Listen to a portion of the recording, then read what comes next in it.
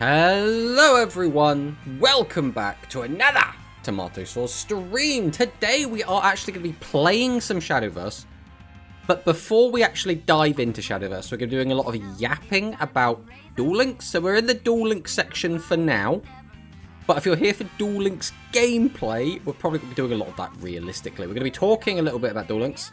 I want to talk about the fact that we've kind of already passed the deadline for when we were expecting, if we were going to get a skill rebalance, for it to come through based on what happened last year.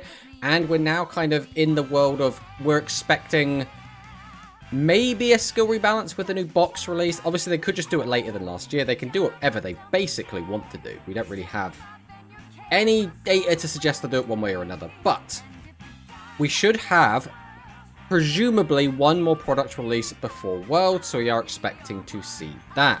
The other thing is, I did want to talk a little bit about the other gacha games, because it did feel like all of a sudden, like Shadowverse came out, and then not long after that Persona came out, and then not long after that Uma Musume came out, and now there's like all these different gacha games that everyone's kind of hopping around, and some people like one over the other, and some people are playing all of them, and it's a bit much. It is a bit much, but first things first, let's say hello to the chat. We have Gunkin, Suship, Shari, hello, hello. We have a human Portuguese dub fan, hello, hello. And we have Luis Fernando, hello, hello. So, I guess we're going to hop straight in. Oh, there's Hidden Bankai as well. Welcome, welcome. But the very first thing I wanted to address is we have just had the new speed box, the Buster Assault. So I do play speed, right? Everyone here knows I play a bit of speed. Obviously, we play it like very casually. But nothing in this box screamed out to me as like, oh, that's something I want to do, right? Like, at this point, it's a bit... It's going to be very specific for something to come out in speed that's going to actually, like, excite me and make me want to play it. I don't think Gusto is it. I don't think Assault Mode is it, realistically. This kind of feels like a filler box. And, like I say, nothing in here interests me specifically. So it's kind of like, eh. Like, I was waiting for the Fluffles for ages. We got the Fluffles. Unfortunately, Fluffle without non-engine or without, like, non-archetype cards is a bit eh. So we got to have a bit of fun with that, but overall, eh. Then Dinos came out. We had a ton of fun with Dinos, but Dinos are in a weird spot in the current meta just because of, like, Lava Golem and stuff like that. It's a bit weird. But I don't think that, specifically, this box is like anything super exciting for me. So we are just kind of waiting on Rush stuff again. But what we did get is a Bismuth article. And this is actually really cool. So this is Bismuth. For anyone that doesn't know, Bismuth does on Twitter these weekly updates for both the Rush and Speed format, where he basically posts just the winning deck lists. I think he does the first and second place deck lists from each event. And then he consolidates them and, like, applies metrics to them, like kind of similar to what we do, right? He takes, I would say, a more analytical approach. We focus more on like making the presentation really nice. So like, both really cool. But I think it's just really cool to see an article like this, right? Which has like some data, has some remarks on it. Like, I do think this is a really cool thing, and I hope this becomes a weekly Duel Links meta article. What everyone wants to know... I just got back from work so I can watch stream. Nice, nice. What everyone wants to know is... and what they will do in September. September is an interesting one. So, Mono... Everyone should know Mono. Everyone should love Mono. Mono is of the opinion that we're going to get Contact Fusion in September. I think that is a bit far-fetched. But, saying that... We didn't really expect Light and Dark Galaxy Fusion quite so early. They did skip over quite a lot to get to that. Like, I was personally expecting Light and Dark Galaxy Fusion to be what came out. So, like, theoretically, they could just jump the gun if they want to. I don't think they will, but they could. They definitely could. They definitely could. So I still think it's going to be Go Rush Maximums. I think that makes a lot of sense. Release Phaser. It's after a time skip. It's a really important time in the anime. You could also release, like, some other very important anime stuff. Like, that was when we saw the Seven's Chariot, so we could see that to be an update to the Seven's Road deck. There's, like, a lot of different stuff that could potentially happen there. Speed cringe. Speed is cool. I understand that there is, like, a divide between a lot of the players, of whether they like Speed or whether they like Rush. I am always on I'm in the middle, right? I think both are cool. I think both have their drawbacks. Anyone that says rush is cringe, I completely understand it. Anyone that says speed is cringe, I completely understand it. But we try to not, like, foster that, right? Because at the end of the day, we're not here to, like, draw lines in the sand. We're here to just all have a good time, right? For me, I think very specific things about speed are cringe. For me right now, it's very easy to point at, like, Lava Golem and go, oh, it's just Lava Golem cringe. And then if we widen the scope, decks that play Lava Golem kind of cringe. So then I'm like, well, you know, Utopia plays Lava Golem, so Utopia cringe, right? That's kind of how my brain works. It's always like, it's very hyper specific on what I don't like, and then we'll just widen the scope a bit. That's kind of how we go here. We have Restrained Factory, who is just selling viewers. Well, let's get rid of that, shall we? I should have read that earlier and banned him earlier, but... Oh, great. And now that's stopped working, so we'll have to go over here and do it. My built-in app is not working very well right now, which is a bit of a shame. So I'm going to have to do everything manually via Twitch, which is fine. It's just mildly annoying. The only deck I might take is Light Galaxy, plus once per duel, maybe. The only deck I might take... What do we mean the only deck we might take? You're gonna have to let me know. You're gonna have to let me know what that means. We also have Zaki boys. Synchro Floodgate. Ooh, Synchro Floodgate. Synchro Floodgate. You naughty boy. Naughty boy. Release Otis. Do you really want Otis? Because, like, what version of Otis would you want is the other question, right? Because there's obviously going to be things like, do you want the Otis that just uses Blue Eyes White Dragon, like the Sevens Otis? Or are we talking about the end of Sevens Otis, where he's got, like, the Dark Sevens Road stuff? Or are we talking about Go Rush Otis, where we're playing the Outerverse deck? Because there's so much different shit going on with Otis, man. So much different shit. Yeah, we love you, Mono. Exactly, we should all love Mono. All love Mono.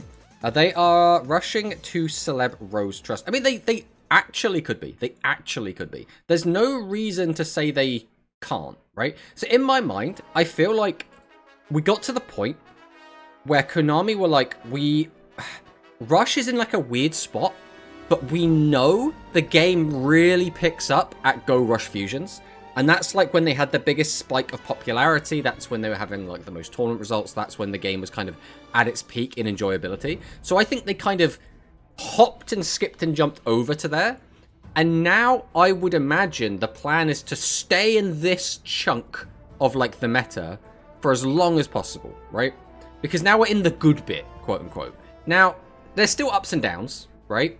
It's not like perfect the whole way through. But this, in my opinion, is where... This is almost the Edison era of Rush Duels, where this is the bit everyone sort of likes. This is the one everyone looks back at and goes, okay, that was a really enjoyable time to play the game. So I would expect, again, us to try and stay in this bit for a bit. Now, we expand that into Go Rush, right? Into Go Rush Maximums. That makes sense, because that's still part of this era of the game. But I think if we try and skip ahead to, let's say, Rituals or Contact Fusion... That is when we go, like, another jump into more power creep, into the game is still fun, but is, like, very different. I think it would make sense to hold off on Rituals and Contact for a little bit longer, personally. If Speed had Galaxy, I would like it. I mean, yeah, that's fair, that's fair. I mean, Galaxy is a cool type. It's a very cool type. Early Days Collection is cringe. That kind of came out of nowhere. So I have the Early Days Collection. I think that it was overpriced. Outside of being overpriced, I actually don't think it's a bad product. The only real complaint is if you just, you know, emulate, there was no reason to buy it, right? Realistically. The games are very easy to have access to, which makes it a bit of a weird purchase. My main thing was, and I said this before, I said, if it's going to have online functionality... I'm going to buy it because I want to play some of the weirder games online. And it was if they put Capsule Monsters in it, I'm going to buy it because I want to play Capsule Monsters. And they did both of those things, which is why we played it. Now, I'm still kind of coping that they'll put Dungeon Dice Monsters online in, because I think that is something that would actually give it something unique But I don't think they're going to, because the game is dead, right? Nobody bought it, and it's got barely any concurrent players. So I think from their perspective, there's no reason to do it. It's not going to increase sales. But, like, it could increase sales. It'd be really cool. Bro, some Utopia guy Lava Golemed and Kaiju'd me on the same turn. I had a game before where someone Lava Golemed me 3 times in 1 turn. Now, technically, that's good for me, because he just tributed over my entire board, and then tributed over his 2 Lava Golems with another Lava Golem. And that meant he had no hand left to do anything, so we won that game. But it's still very, very funny that I got Lava Golem 3 times in a single turn. But hello, Ghost Amigo. Welcome, welcome. As in theory, there should be 1 more before the Worlds. I think they have to bring something stronger than Galaxy. They don't have to bring something stronger than Galaxy. They just need to bring something that can compete. Well, they don't even have to do that. So last year, the Super Mini they released gave us the new Psychics, which ended up being like the strongest deck. It also gave us the Monarchs, and put together with the Blue Eyes skill buff, we had Blue Eyes Monarch as a new deck. They also gave us the Aqua stuff. That did go to Worlds and did get to top 4, but, like, was the Aqua stuff really that impressive? So, the point is, last year there was very much a standout deck that was the best deck, which was the Psychic list. And then there were 3 decks which were, like, the 2nd, 3rd, and 4th, and they were kind of at a similar power level. And then everyone kind of had, like, a different 5th deck. Now, some of these had, like, parallels, and some of them, like, were the same deck across a couple of different people. But for the most part, it was still, like, is someone bringing Noodles? Is someone bringing Buster Blader, as Quantum did? Some people were bringing the Blue Eyes Monarch. Some people were bringing Aqua, like Zeta did. Some people were bringing Spellcasters, like the Japanese players. So, like, there is an interesting bit of a shake-up there, right?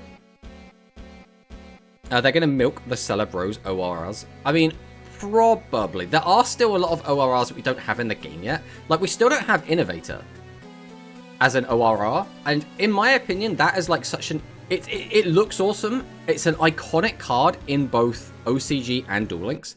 And it's somewhat playable now. Now, don't get me wrong. I don't think Mirror Innovator is like a top 5 deck or anything, right? But it is playable. You can win games with it. People have started putting it with Cyber Dragon and doing like some weird stuff there. So like, they could have just put it in Selection Box 3, right, if they wanted to. But I think they didn't want to steal thunder away from the Royal Rebel stuff. But then the Royal Rebel stuff was kind of anyway. I don't know. It's a bit of a weird one. Now they're going to put 1 Celeb Rose card per box and put Warlock in selection. Celeb Rose Warlock is a really weird card, because isn't Warlock limit 1 right now? I'm trying to remember now. I don't remember what the exact current ban list is. Rush Duel ban list. We can go and find it. We can find it. That's fine. Well, this is like almost what I want, but it's the wrong date. So we're just going to fast forward. April, July. So this is where we are now. So we currently have Celebros Warlock. Yeah, currently limit 1. Probably will be a deck build. They stop Super Mini. Well, the thing is, they can do whatever they want, right? They can bring back Super Mini whenever they want. Because you have to remember, they've only ever released 2 Super Minis. One of them was a follow-up to a mini, right? So if we, again, if we go get it up.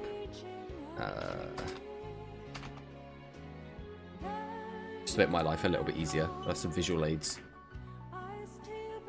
So the first one we got was Evolving Rising Heart, and this was basically like a sequel to Heavy Metal Scream. So Heavy Metal Scream came out, and then we kind of got this as like the rest of the archetypes, and then like they changed some stuff and gave us little bits and extra bobs. Then we got Transcendence Mirror Gears, which kind of came out of nowhere, and this was just like the little product they gave us before Worlds. So they could do whatever they want, right? They could give us a mini, they could give us a super mini, they could give us a deck build, they could give us a structure. They could do literally whatever they want. They haven't really set a precedent.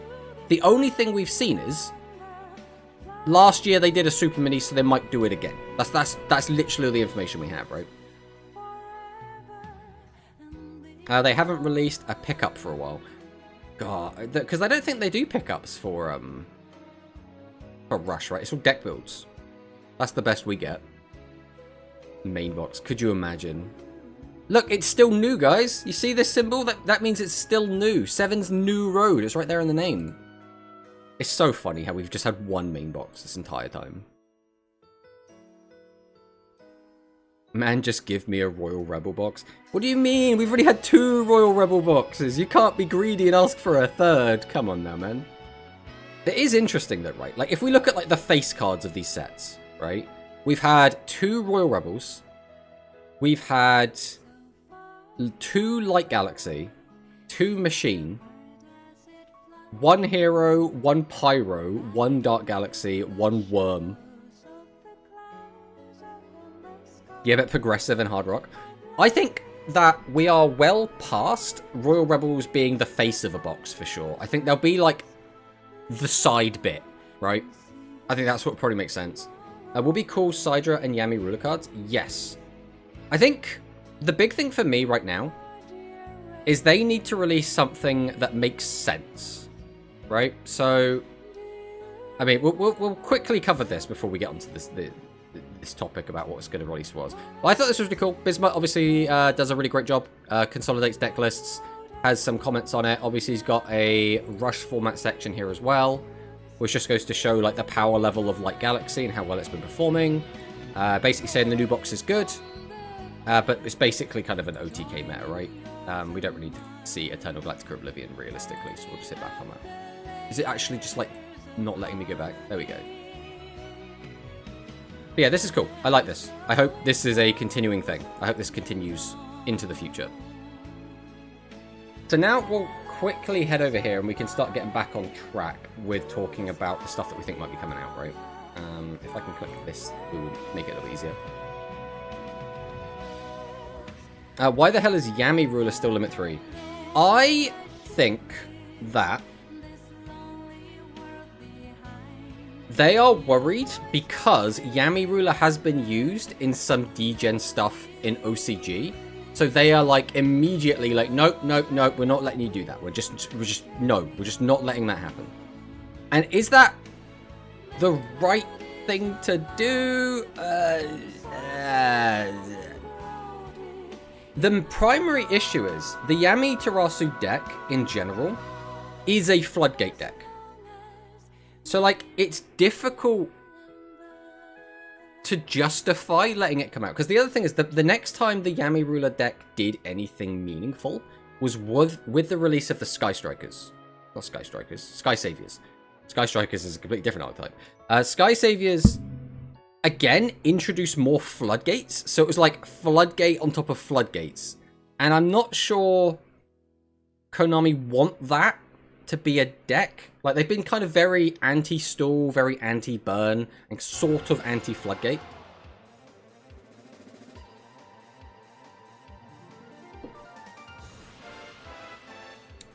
Just to give the Semi-Ruler Fusion. I don't know if Semi-Ruler Fusion, like... Because all of the Tarasu fusions, if we just go look at them real quick. All of these fusions are really, really powerful in their own rights. So there's the Kime one, which is kind of OTK. I'm not sure how we could release this one, right? The Seme one is like okay, right? 3000, 3000, special summon level 8 or lower warrior or fairy type monster from your graveyard face up to your field. For the most part, you're probably going to get back Seme because you already have Seme, and then you could use Seme's effect if you wanted to, but Seme's effect is still kind of bad. And then shuffle monsters you purchase graveyard into the deck up to the number of monsters with 0 attack in your graveyard is also just kind of bad. So this is just kind of mid. You'd have to give it like a really good skill for this to actually be good, I think. The issue we have though is this one, the Kime Tarasu Fusion. This is busted, right? I don't know how we release this in Duel Links without it just breaking everything. You can do double fusion. The thing is, does double fusion matter? Like, you make a board of a 3k, a 3k, and a 25. And then what? You don't have piercing. You don't have any way to boost the attack over 3k. Like, you can basically do this right now with, like, baseball. Like, baseball does this. You could basically do this with Pyro right now.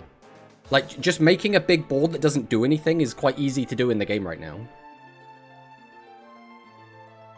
But you have Aura. I mean, you're not wrong. These arts do go super hard. They go, like, super, super hard. Kime Luna, destroy 2 monsters. But that's the thing, because now we're saying... Like, what is Seme adding to that strategy? Like, you could just go Kime, use Celestial Guidance, pop 2, and then you already just have a... Like, 2500 attack person. Like, I don't know how Seme, like, makes that any better. So I guess if your graveyard is set up in just the right way, you've got Seme, but you don't have Kime. I don't know. And the deck get back Star Restart. I mean, I still don't really see how Star Restart helps the deck that much, to be honest. I think it's gonna, again, just be too slow. You basically need to OTK. And these cards just require too much investment. Like, think about it like this, right? If you want to do Semitarasu fusion play, you've got to normal summon, because there's no way to get a discount. Tribute both to summon out Seme. Then you have to normal summon your Valkyrie, activate fusion. So this is a 5-card investment. You get this guy out. Then you can use its effect to special summon. Let's say you got a Kime in the graveyard already. So already we require graveyard setup and 5 cards to get to this stage. Now, you need another 2 cards because you need a second Needlecree and you need a second fusion to actually fuse into Kimitarasu. And now for the cost of 7 cards, you've made a board that can pop 2 monsters and then is just, again, a 3k and a 25. I don't know, that doesn't seem crazy to me. Like, if they had a really good skill, maybe. But again, if any deck had a really good skill, it could be good, right? Poly for the 3rd Semitarasu. Yeah, just go 3k guys that don't do anything. That'd be sick. And the deck get back Star Start. Maybe the Fairy Fusion too. That's 2 fairies. Oh, are you talking about the Needlecree Fusion? Christ, I forget what it's called. Nope. Needlecree. This one. Hagane. Hagoromo. This one. This card's pretty cool. It's basically like a consistency tool. You pay 300 life points, add a level 4 or lower warrior or fairy from your graveyard to your hand. So usually you would add Needlecree, the Celestial Seamstress, and then you can set a fusion or divine transformation. The only issue is we'd have to get divine transformation, which isn't... It's not unlikely to happen, right? If we got divine transformation, suddenly a lot of this looks a lot better. So for anyone that doesn't know, divine transformation is their archetypical fusion spell. So you can fusion summon a light attribute monster by sending monsters from your field to the graveyard as material, including a fairy type monster. If you do fusion summon a celestial warrior monster with this effect, you can also use monsters from your hand as material. So this is basically polymerization, but only for celestial, well, I guess light fairies, I guess. Fusion decks that need normal monster summoning Starry Start is like Mega B with Maharaga. I get what you're saying. I get what you're saying. I do think it's more of an issue now. Like, when we have modern OCG decks that are still relying on normal monsters, that's where I'm a bit like, what are we still doing here, guys? Why are we still relying on... Or decks in the current OCG game that still use Fusion as a spell card. I'm like, guys, we need to move past this. Every good fusion deck is like contact fusioning, or has a poly, or has a miracle fusion. We can't still just be using fusion. Like, we're past that stage. The extender will be cool too. The extender he uses in the anime. What's the extender he uses in the anime? I can't remember what it's called. Matarian Slander. Matarian, actually, to be fair, Matarian, I think, is the only... I can, like, choose my words carefully. Because technically Heroes is around, and that deck uses normal monsters. But that deck plays on a completely different axis. And still uses Fusion. But doesn't... The Hero doesn't use... No, Hero does use Fusion, even in the good builds. It's like Hero is a big outlier as well. I guess Matarian and Hero are going to be the outliers. OCG plants. I know, it's so sad. But I really like plants. I really like plants. But they just... they're just... It feels like Konami doesn't like them. That's just what it feels like. Or they're like, no, you know, they're fine. They don't need their own fusion spell. They don't need this non-reliance on normal monsters. And it's like, yes. The extender of the recovery, Yami Ruler. Recovery. Oh, are you talking about, oh, Christ, what's his name? I can picture him. Is it Mizame? He's like a little guy. He's like a little guy with a child with a fan. Is the one I'm thinking of. I cannot remember what the hell his name is. I know he's a warrior. And I think he has 100 attack.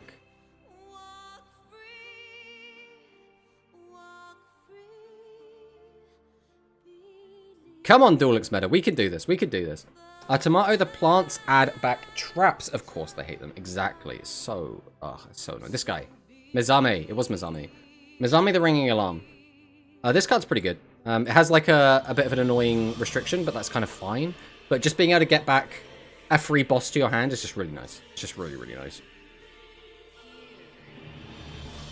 Yeah, you're right. It does have 0 attack, actually. I had 200 defense. I think that's what I was thinking of.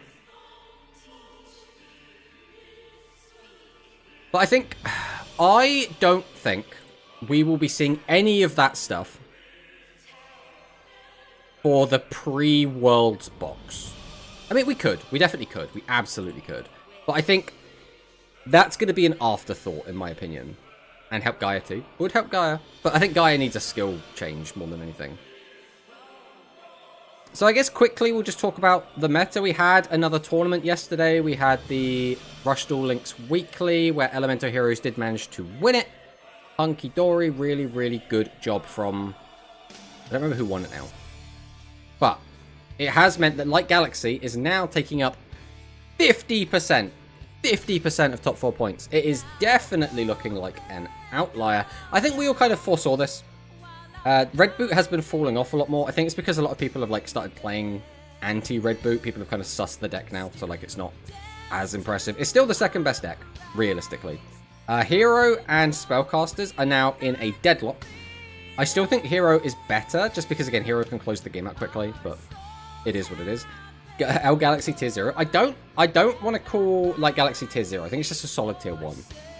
But we'll do a tier list update in a couple of weeks, right? That's how we do. About a week and a half now. But like if we go back and take a look at some of these old ones, like Light Galaxy was more dominant last format still. Back here, this was the fake format. This was like a format everyone really liked. Then we had Gaia Matarian. Now this was when people were like, okay, actual tier 0, right? With like 61%, like actually kind of ludicrous. Then we had Dragon Fusion and Psychic Meta, which, you know, if you consider these the same deck, it's tier 0, but otherwise definitely not. We had another, like, relatively good meta with Psychic and Matarian being the best decks. Oh, how have we managed to grab that?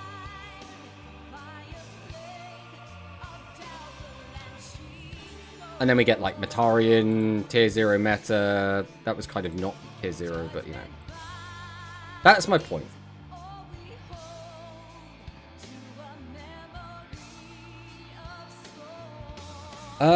What we learned is that 7s will take power creep. Me. Galaxy is much better than High Tech. I think it is better. I think it is a lot better. But I do think that High Tech is still a lot better than these decks. 7s has infinite power creep to receive.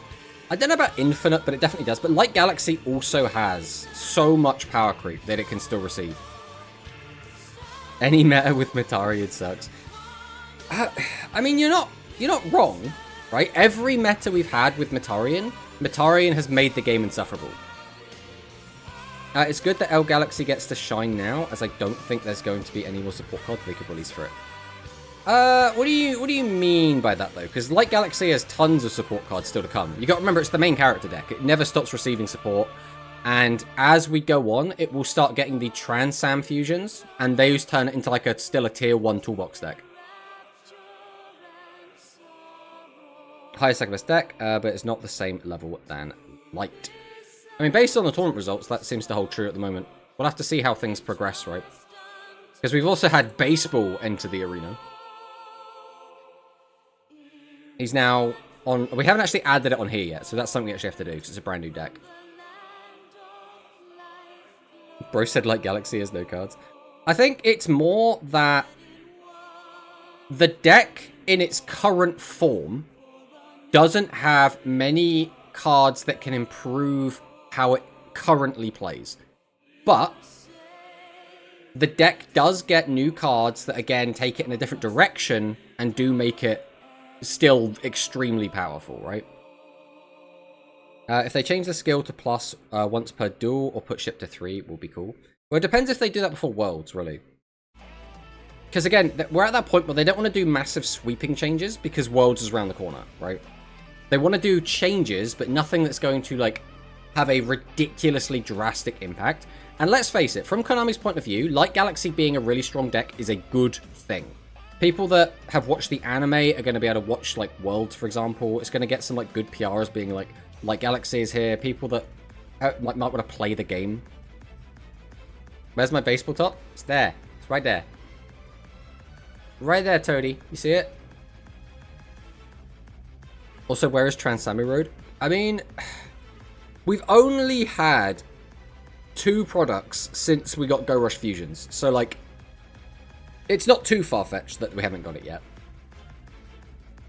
More! Light Galaxy wins in a really anime way too. Yes. I mean, you could make the argument that in the OCG they released Magic Cylinder as a direct answer to Light Galaxy. The issue is that, but when we only have 6,000 life points, the power of Magic Cylinder is really shifted, right? Because already, when Magic Cylinder came out into the game, it was the most played Legend Trap. And to some extent, that still holds true today. Like, if a deck doesn't need, like, specifically negate attack for Negator, or it doesn't need specific traps for, like, specific situations, Magic Cylinder is still kind of the go-to trap. The next box doesn't have anything stronger than Galaxy again. No one will be able to handle him dominating again. But again, if you're Konami, you don't give a shit about the ladder experience, really. You don't really give a shit about tournaments. You give a shit about Worlds, right? So if you're giving a shit about Worlds, again, like Galaxy, you want this deck there. Red Boot, that's also a fine deck. Hero, again, a really good deck, like, PR-wise. Same with Spellcasters. All 4 of these decks are, like, fantastic optics, right? So, like, this is already, in terms of, like, a spectacle, this is already a good format for Worlds as far as Konami's concerned. They're all recognizable decks. They're all powerful. You've got, like, fan favorite, fan favorite, fan favorite, fan favorite, and recognizable outside of Rush. I was going to say to release Mirror Force, but Light Galaxy just stops that. Yes, unfortunately, because there's an argument as well that the reason Eternal Galactica Oblivion has trap protection was to counter Mirror Force, because Mirror Force came out before Light Galaxy did. So it's like, it's them, like, dealing with their own problems that they themselves created. What deck would replace Light Galaxy? I mean, as we go forward, there are lots of decks that could, right? I mean, we could, because I think I have a tier list video from around this time. Let me have a look quick. Just take a moment to go and have a gander. About this one.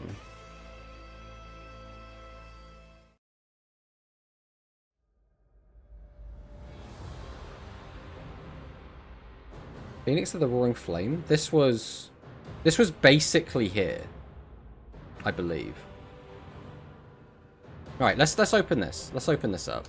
This is, I don't know how old this video is. So this was a year ago.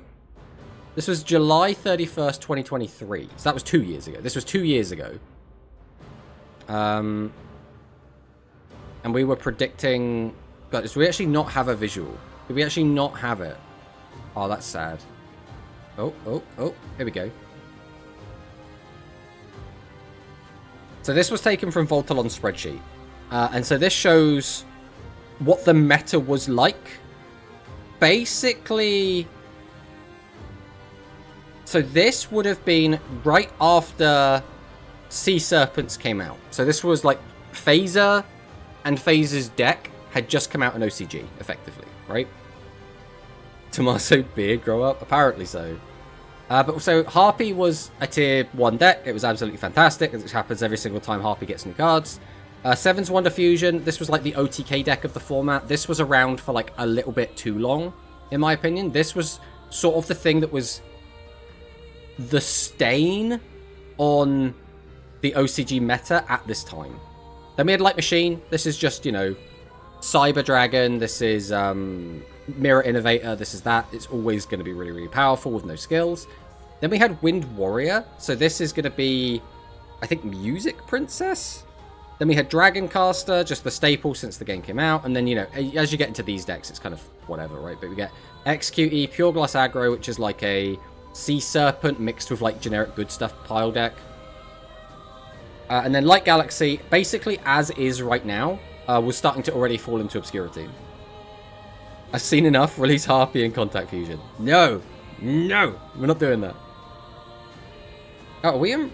Let's talk about the meta. How has it managed to jump down? Okay, this is fine then. So this was our predicting the meta video, where we actually had visual aids. Okay, so we had these 3 decks as like the best decks. In tier 2... I mean, this is actually not too bad. I think maybe these tiers are too big, but because of the amount of variance in Rush, a lot of these decks did actually see a lot of play. Now, again, I think you could like jumble these up a bit, but fundamentally, these were all very playable decks. This ended up being very, very powerful. The Secret Investigator Reptiles, so that would definitely go up. We also did see Celeb Rose be a lot more powerful than this. What does the OCG Sidra have that Duel Links doesn't have? Quite a lot. Quite a lot. If only this tier list was for Duel Links. If only. So if we're talking about specifically Sidra, actually the best thing to do is probably, again, to grab a video. Previews, profiles.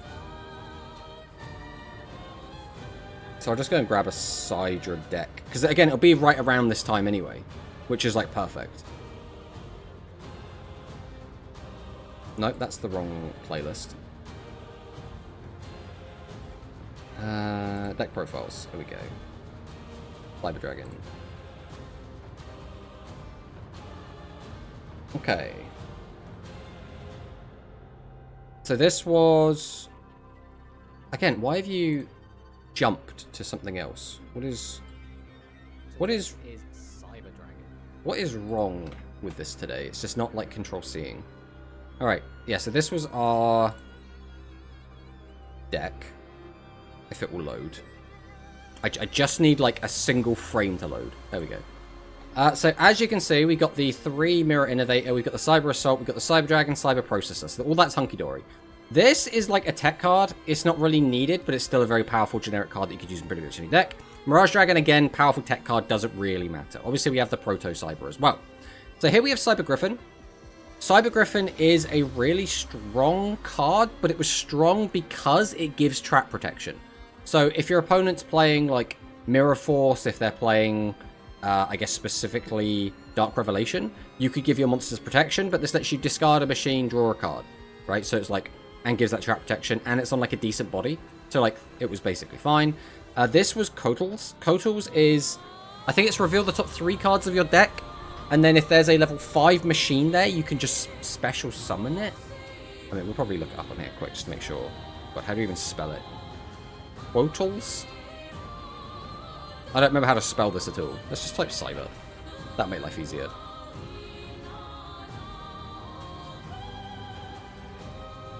This isn't going as well as I was hoping. Alright, machine. This guy. Kotal. That's with a C. You have no other monster on your field. Except the top 3 cards of your deck. You can special summon a level 5 machine monster. So very, very good.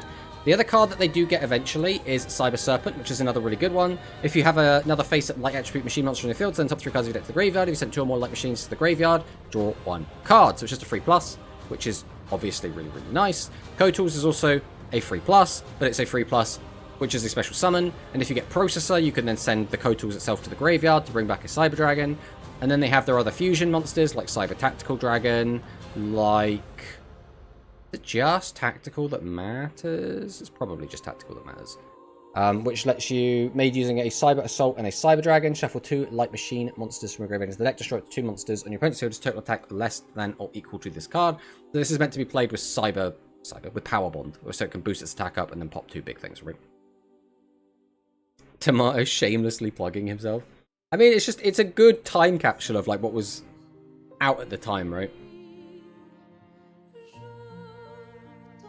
If only this tier list was from Duel Links. I mean, that's the thing. Theoretically, we could get to this. The problem is, I think the skills are always going to get in the way. I feel like Konami is deliberately shaking up the meta when they want to drive engagement. So although they could try and hyper-balance everything so that it feels a bit more like this, it's just realistically not going to be that way. I just don't think it is. But hello, Mono. We should, I don't think I have an exclamation mark Mono still, so I'm going to go give Monosync a shout out, because Monosync always deserves all of the love. And we have to do it over here, because my app has stopped working. Which is fine, There we go. There's our shout out. There is our shout out. Jointech Bros, man. Give me 7's Gears, but not Wonder Fusion. No, we want the opposite. We want Wonder Fusion. We don't want 7's Gears. Like, you've got this completely backwards. You've got this completely backwards. Why Konami hate us? Where was Jointech on here? Potential. It was literally down here. Unfortunately, Jointech didn't do a ton. And this was like the best wave of support Jointech ever got. And they still didn't really perform that well, unfortunately. Why is YouTube Tomato looking at Twitch Tomato like that? I mean, we might never know the answer to this question. When will they give Dark Lurker? The problem is Lurker is such a problem card. Because it's like... Lurker is a prime candidate to be looped. And it burns for 1,000. And it like gets rid of back row. And we have lots of ways to plus. Depending on what deck you're using. I guess it's quite easy to like just stop you from doing it. So all the decks that plus a ridiculous amount, like they can't use like non-type specific cards or whatever. So maybe that doesn't matter too much. Y'all don't play Curse and OCG. So first off, Curse is still a newish card, right? So this is 2 years ago. So Curse was not out here. Curse nowadays is a side deck card. So for example, if I go and grab up a mono tournament list, winning deck list.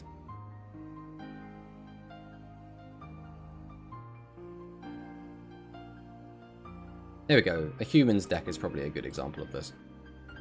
So I'll go grab this. So this is a modern deck, right? And there we see Curse is here in the side deck. Right next to Maid's Mischief. Right where it belongs.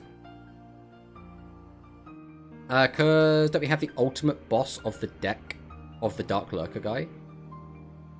Don't we have the ultimate boss? Oh, you mean the other Lurker? Yeah, we have like balanced bad guy. I forget what his name is. What is his name? It's the zombie guy. Zombie. This guy. We have Dark Doom Dread Ruler. Who's just he's just kind of bad. It's just bad. Artcore is better than Jointech. Curse is the anti-Vanities Fiend card. I mean, it does a lot, right? If your opponent is playing Sunset Rebirth, it is such a good counter to Sunset Rebirth. Like, it's actually insane into Sunset Rebirth.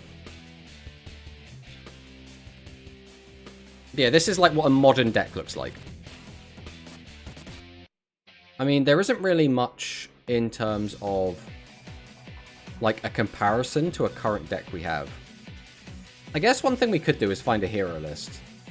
Because hero actually looks quite similar. Like, it's not a one-to-one, but it's not drastically different either. So I'm going to go find a hero list. Shouldn't take long. Although apparently hero has not won in a long time. Come on, hero play. Where are the hero players at? Why have hero players stopped playing in monos? I might have to play heroes this week. This is ludicrous. Why do I have to scroll up so far to find heroes? It's not even a bad deck. I suppose it has sort of fallen off. But like no more than a lot of this other stuff. Oh. Gotta make sure that the internet hasn't gone here. I'm staring at it ready to see the internet drop. It looks fine at the moment. Here we go. Here's a hero list. Here we go. So this is what a hero list looks like. So, I mean, you know, 3 Avian, 3 Burst Dinatrix, 3 Sparkman, 2 Clayman. But the big difference here is that we have the Neos and we have the Hero Boy, which is really good. And then the other big difference is going to be obviously 3 copies of Miracle Fusion. Skyscraper is actually ridiculously huge for this deck as well. Hello, Cyclone. Welcome, welcome. I also forgot to update the recent tournament list. Well, was there a hero there? Because if there wasn't, it doesn't matter to us currently. But even the side deck, or the extra deck even, is still looking very similar. But yeah, so so we originally got onto this tangent based on saying what could replace Light Galaxy. And the answer is anything, right? Like, if we just got a new deck with a good skill, anything can just overtake it. Like, any of these decks, potentially, could also, like, compete. Like, there's Gaia. It's just, like, because of the limitations that we have and because of the skill changes, that it gets to be that much more powerful than everything else right now. But, beyond that, is we wanted to talk about stuff that could be in the next product. So, we still have all of this stuff on the side here. This is still stuff that we haven't got yet. Right? Baseball's already out, so we can change that to green. But this is stuff that, like, we've kind of skipped over, stuff that we're still waiting for. But because, again, we've kind of leapfrogged over a lot of this, there's a lot more that could now be in this as well. Heard it here first, Folk Aqua can replace Light Galaxy at any moment. I mean, if they got a good enough skill, definitely could. That's the point, actually. Do we have it on here? We have Hunter of Titans, but we don't actually have...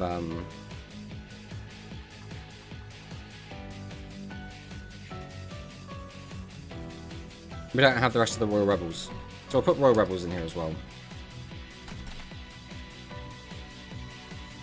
My predictions... The thing is, again, when we're talking about, like, optics for Worlds, this is already fine. They don't need to push anything else in. Like, Light Galaxy, Red Boot, E-Hero Spellcasters is, like, a good pool of decks for Konami, so I don't think they'll probably give a shit what the last deck is. I'm placing my bets on Psychic cards. I mean, could be. Like, we're still missing Chemical Cure. We're still missing the Prima Fusions. We're still missing Wind Psychics. Like, there's a lot of stuff we're missing for Psychic. So, like, there's definitely a chance that we just get a bunch of Psychic stuff. Definitely a good chance. But, like, they could, like, give us a bunch of Sidra stuff and just push Sidra. Especially because they just gave us Processor in the selection. But, like I said, they don't need to do that. I think they could do. They could also buff Heroes again if they wanted to. If they want to make Heroes, like, a stronger contender.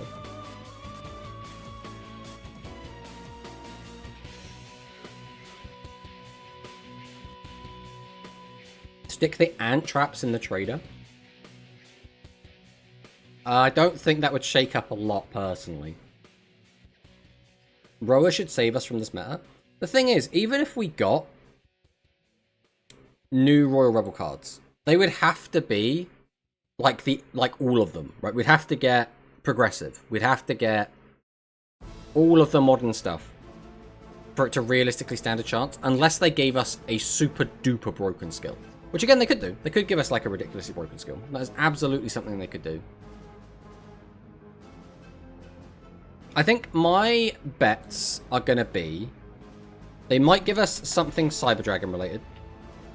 Part of me thinks they might give us something Hero related. But I don't know what they could give us without giving us, like, a ton of stuff. The only thing I can think of is, like, Heliosphere. Because Heliosphere doesn't specifically mention Neos, it doesn't mention Skyscraper. Because that's the issue, is all the cards mention each other. So you can't give us Skyscraper without giving us Neos. Giving us Neos without the Contact Fusions is a bit weird. And Neos is like a level 7 normal, so suddenly that makes like Secret Order become a lot more powerful in that deck as well. I don't see a problem with that. Level 6 Fiend, 1800 attack. Battle Demotion could be reasonable as we have a couple of different machine decks on the cusp of meta. Yes. I mean, there's lots of good traps they could just give us, right? They could give us the plants and the plant traps, and that would also be pretty good.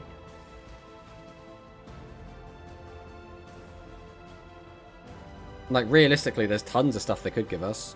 Like, even Ascetic Acid Trap Pulse saw a decent amount of play. They could give us Abyss Ray Monochrome, especially with, like, the phaser box that's coming out. Like, we haven't got any of the dinosaur traps, although I think we're way past them being good. Obviously, Battle Demotion is fantastic. Also, Beast Gear Secret Art Primal Fist is also a really good trap card for machines. Because it works with Beast Warriors, Fiends, or Machines. So, theoretically, this supports 3 different decks. Like, there are so many good trap cards they could give us. But it's like, are they going to give us any of them is the question. Imagine they immediately reprint Processor. That would be really funny. When we are getting... When are we getting Plane and Train Magnum Overlord? I think we're likely to get the... So the Plane one makes sense to get soon, right? Because it's a 7's era boss monster, and in the anime, the plane turns into the train. Right? So if we're following the anime like timeline, it would be plane into train. But then you get Wild Gleam, which I don't think was ever in an episode. I can't remember this ever being on the in the anime. But it's still like a good card that came out at like a really weird time as well. Yeah, it's not easy. I mean, what are we missing, right? A maximum deck for Worlds would actually be pretty cool. But what max deck would you push? Like, would you try and push Magnum Overlord? Like release the plain Magnum Overlord, the Skystream, and then give it like a really busted skill and try and have that be like an actual Worlds deck? Because this potentially could work. I don't know how good it's going to be, but it potentially could work. But yeah, I think these make sense. If they wanted to buff some of the... I don't think they're going to give us like good Yami Ruler cards, just because they seem to like not like Yami Ruler. Again, I think Psychic could be a good bet. We're still missing so much stuff. I think they're going to try and give us more Go Rush stuff. Magnum Overlord skill, put your life points to 1 and get all 3 maximum pieces. Yeah, but the thing is, again, Maximum Overlord doesn't just refer to... thingy, right? It doesn't just refer to Supreme Machine. It's also Supreme Skystream and Supreme Full Steam and Wild Gleam. So I would expect some sort of skill for this guy. Negate attack, activate sparks. Real. Which is the stinky floodgate maximum? Give us that. Do you mean Wild Gleam? Wild Gleam is a floodgate, but it's really cool, so we let it off. So that one gives piercing. This is the floodgate one. So during the turn, your opponent special summoned a level 5 or higher monster face up, or this card is face up. Your opponent can activate the effects of face up level 10 or lower monsters. So this is the floodgate one. But he's really cool, because he's like a big, like, 3,000 to 4,000 attack piercer. So we let him off, I could see a Yuga skill based on the final Otis versus Yuga duel. The thing is, I don't think they're going to do that yet. So obviously they got to a point where they were like, alright, we're stopping Go Rush, or we're stopping 7s here because we're releasing Go Rush. And now they're dipping back into 7s every now and then, like with this Yuka, right? With the release of Yuka and some other 7s cards. I think they're going to do exactly what they did for Speed, which is not just like finish out sevens really, really quickly. I think they're going to drag it out for the next couple of years. So I wouldn't be surprised if we didn't get, like, Otis as, like, a playable character for a very, very long time. That would not surprise me at all.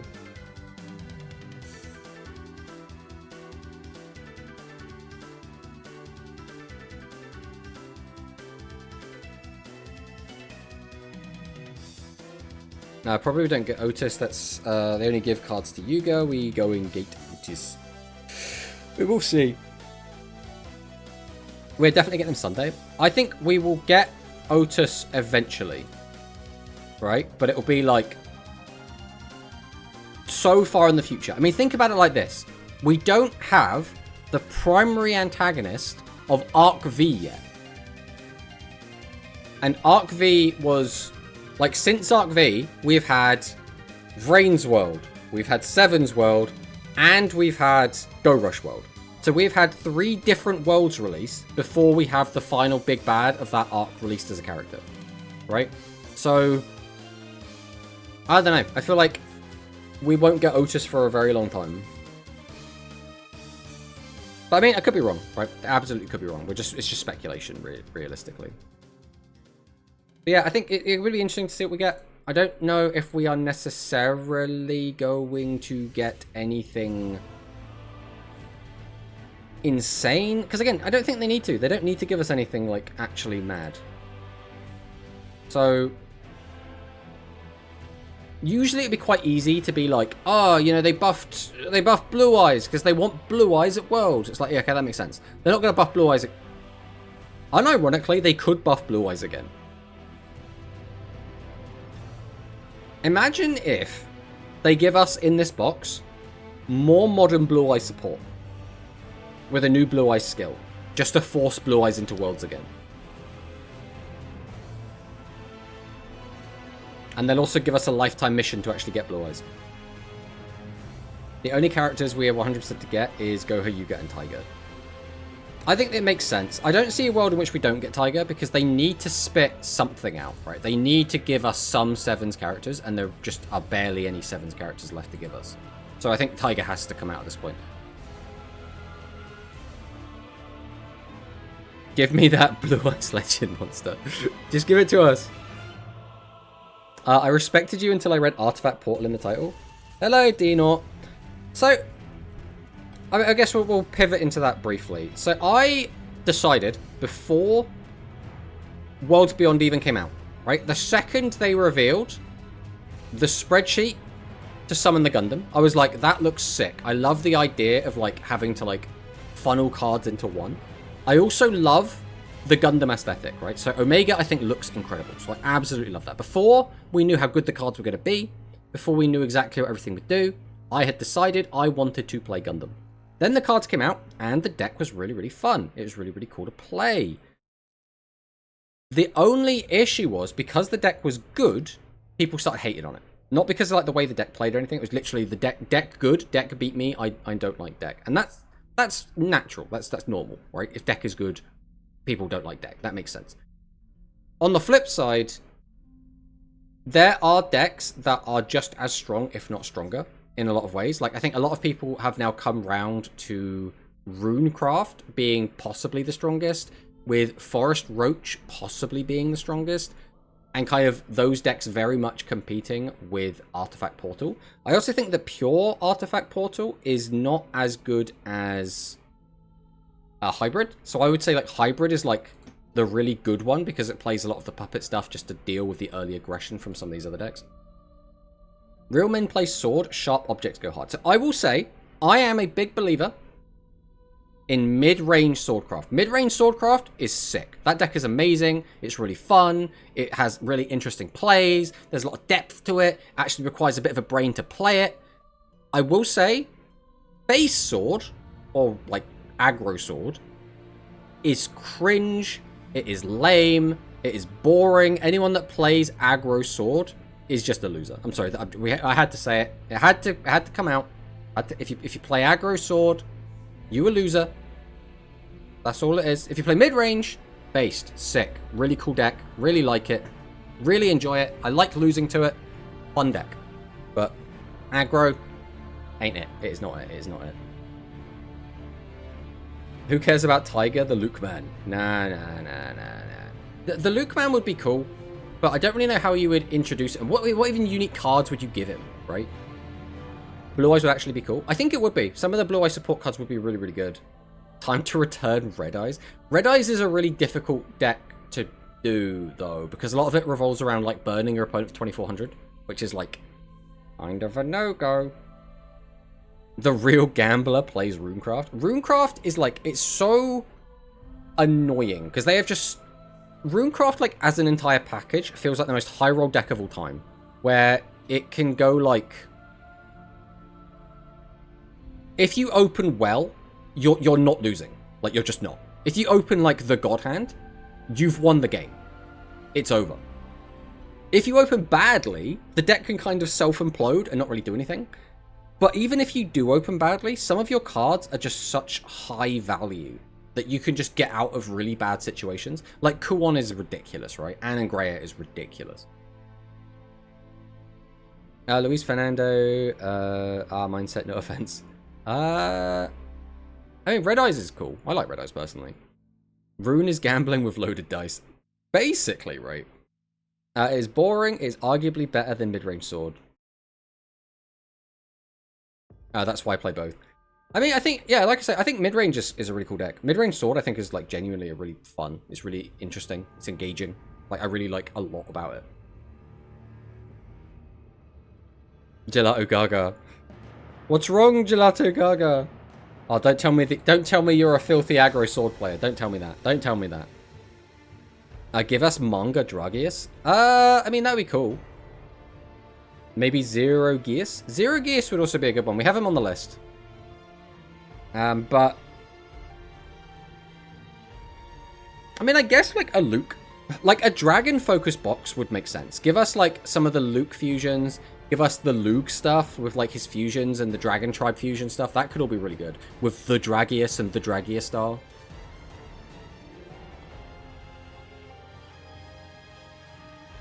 Yeah, Meta Gear Star is another really good one. The issue is Meta Gear Star doesn't really do anything right now because we don't really have good trap cards.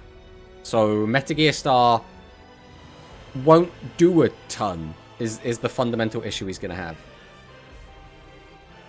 Five-headed dragon? Yeah, exactly. We could get five-headed dragon.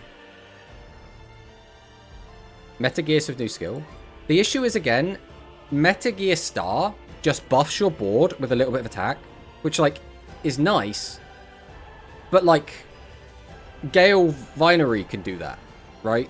So the other effect is, like, the really good bit, which is, like, protect you from Mirror Force. But if no one has Mirror Force, it doesn't really matter, right? So it's kind of like, eh. The Kagemitsu sword that's doing the rounds of JP players looks fun as a fast mid-range sword that isn't full aggro. Yeah, that I do quite like the look at that deck as well.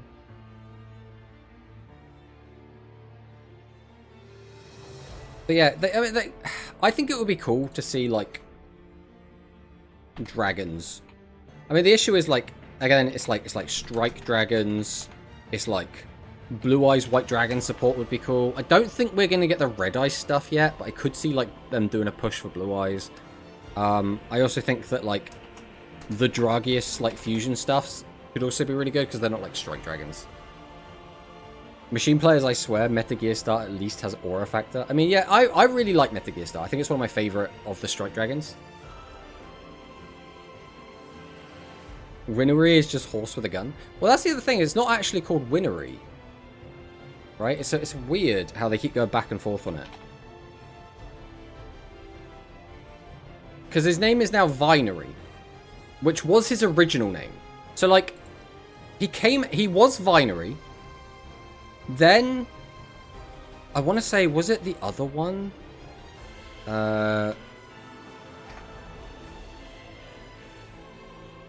What was it? What's the other one called? The, this one. So this was also Vinery. So I don't know why its name got changed to Winery at some point. Because he's just Vinery. He's always been Vinery. At some point we decided he was Winery and then we went back to Vinery again.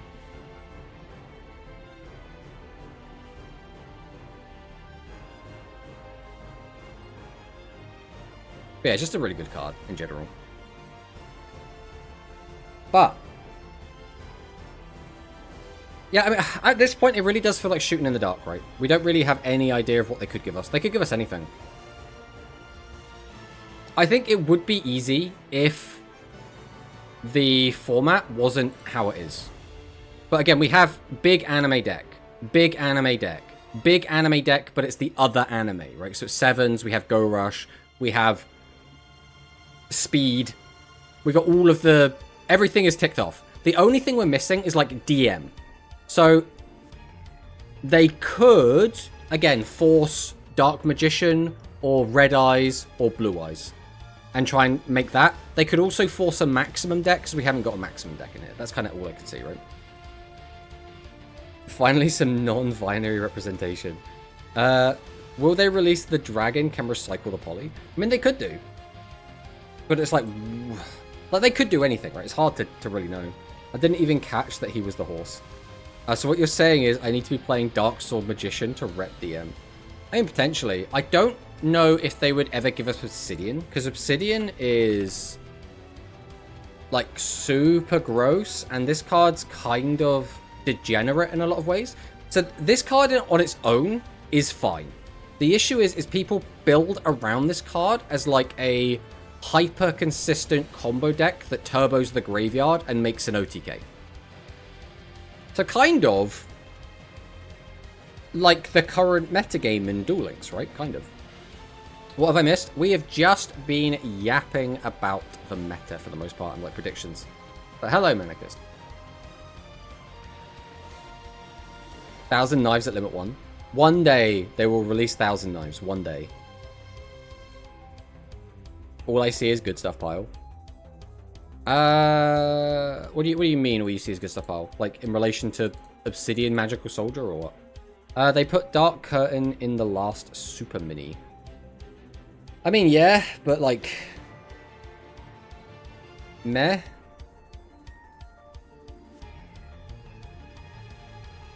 It's like this card is really good. Like, it's just really good. But like, in a vacuum, this card is kind of whatever, right? He just gains a load of attack, and that's kind of it. I'm just saying Dark Magic Attack is a good card. It depends on the context, right? Because if you have Dark Magic Attack, you don't have Dark Magician, it's pointless. So it's like, you need a skill that automatically just keeps a Dark Magician in rotation. Will be deck build box, 7s and Rhynac Fusion will be good buff for 7s. I don't think we will get that. And the reason why is because of how they do the Worlds format. So, if you try and do a mixture of those two decks, you're basically taking Light Galaxy and Spellcaster out to replace them with like a hybrid of the two. So I don't think they're likely to do that. Because of the card overlap rule that they have at Worlds, that would cannibalize their own format. So I don't think that makes sense to do personally.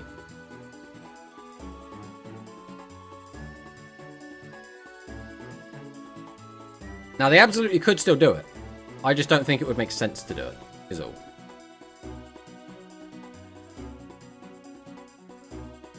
It would also have to be stronger than like Galaxy and 7s.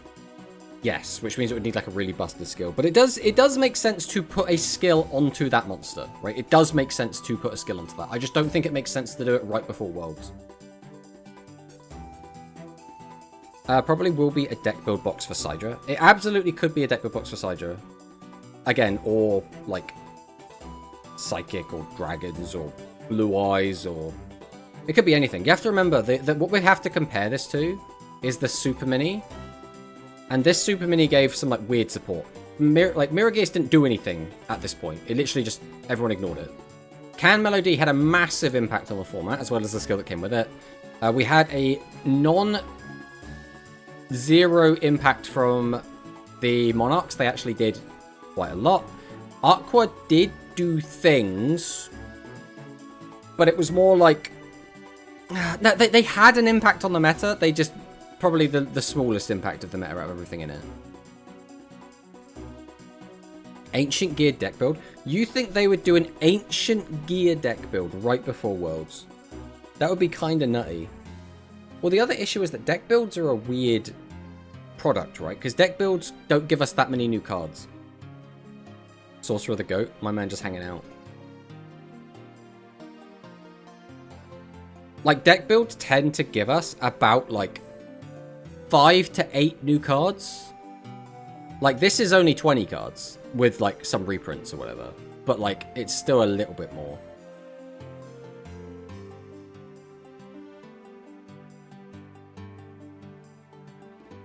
Would be cool if a deck build for 7s. Again, it's a bit of a weird one because we just had a 7s box release with the baseball stuff and the Star Knights. So, I don't know if they're going to immediately give us another one. Because, like, fundamentally, like, this obviously is Go Rush. This is nothing. Like, this is Go Rush era, but this is not tied to an anime. These are both 7s.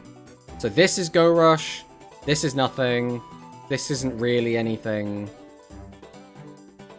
I would say this box leans. It's kind of just a half and half box, really. I would still say because, like, that's really this is just a half and half box. This isn't like a 7s or a Go Rush box, which kind of follows the trend of what we've been seeing, right?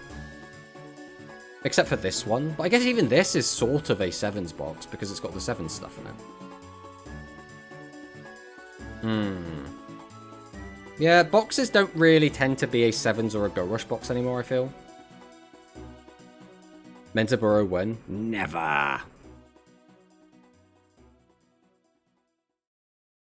Aqua taking Worlds. Oh, could you imagine? Could you imagine?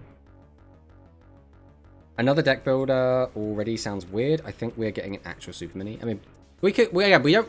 All we have to go by is last year we had a super mini. We don't have literally anything else. They could just do whatever they want. So, like, we'll have to wait and see.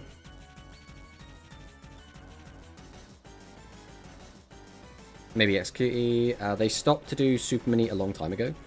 Yeah, but, like, I do find it weird how you think that because they haven't done one in a long time, a year to be basically almost exactly a year ago, that they can't do it again. When, like, you know, when we had this structure deck come out, it had been 220 days since we had one before it. Right? Like, we had the selection box. And the last time we had a selection box was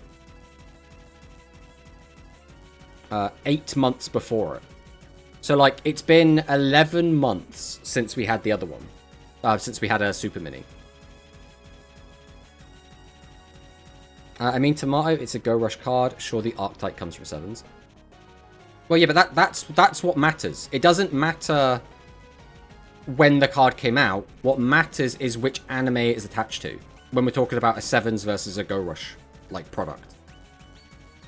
Because when people are like, oh, you know, we want a 7s product, that means we want anime 7 stuff, right? We want, like, Strike Dragons. We want Fire Beasts. We want chairs, right? Because you always have to think of it in, like, Duel Links terms.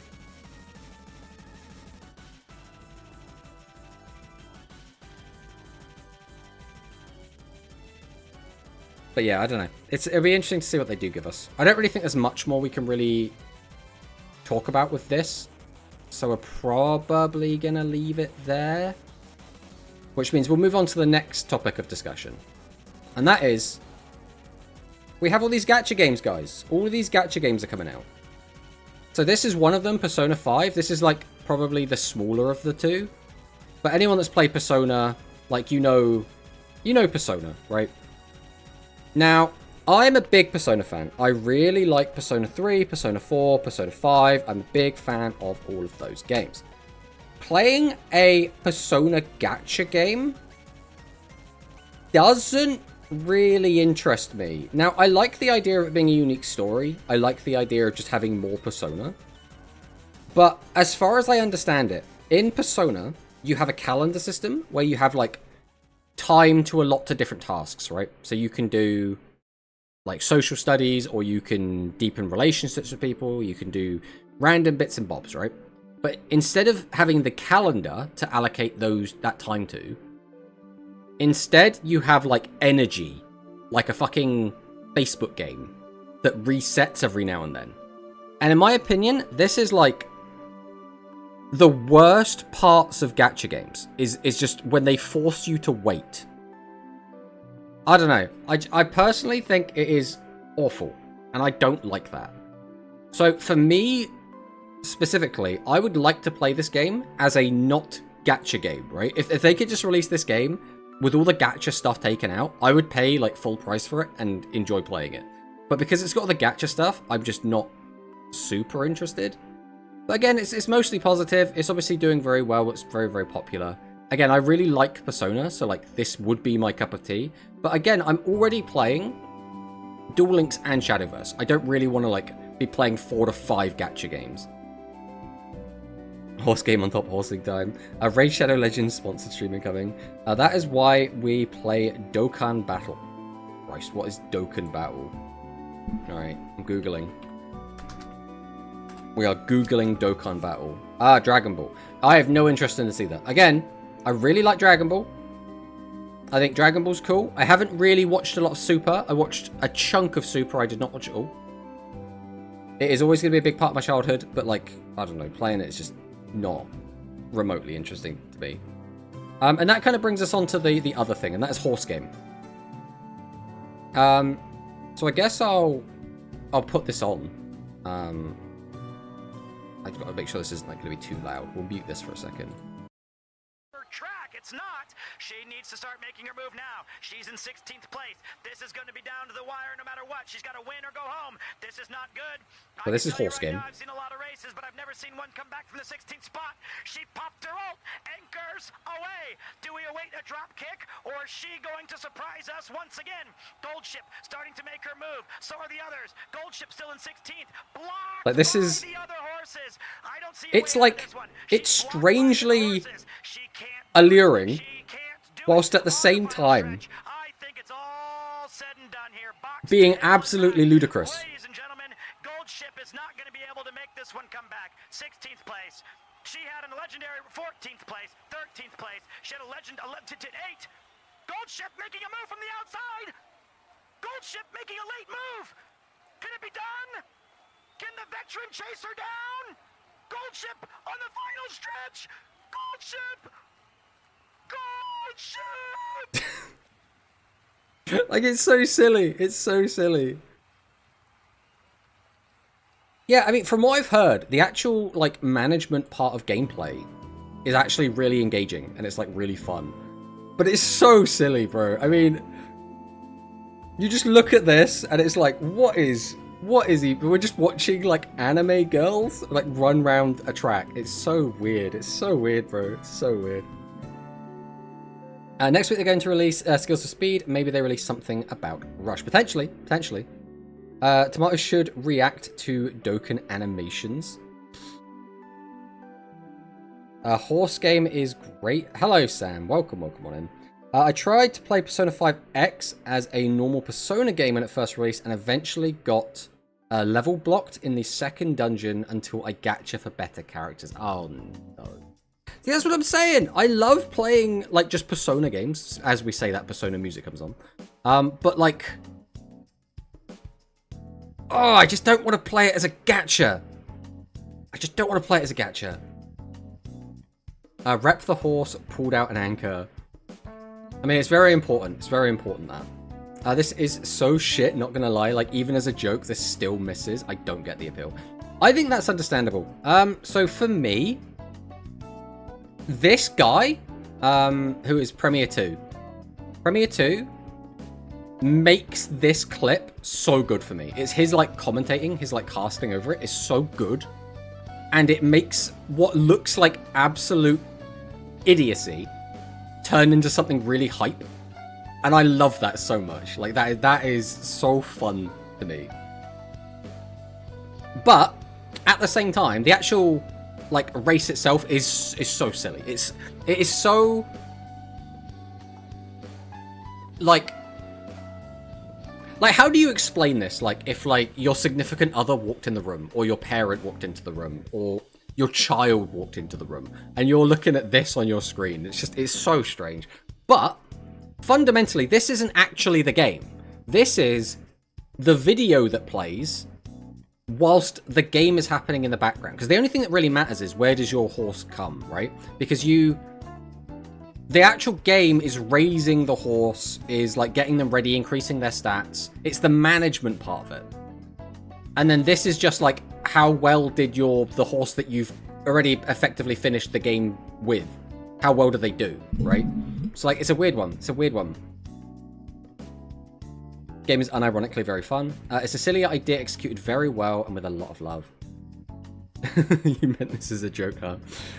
Epic. The best part is each of the girls is based on a real race. Yeah, that's the other thing. Because this is that same horse race. Like, all the horses are based off of real horses.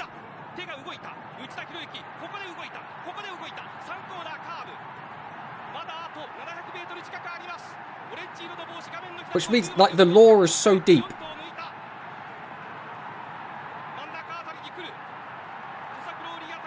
Like, it is so weird. Golden ship.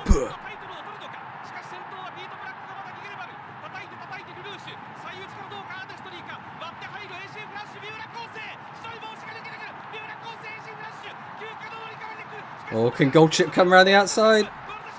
Number 13. Golden Ship.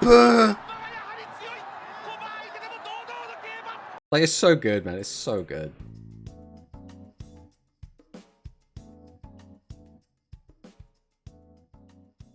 Dokkan is basically fancy Candy Crush.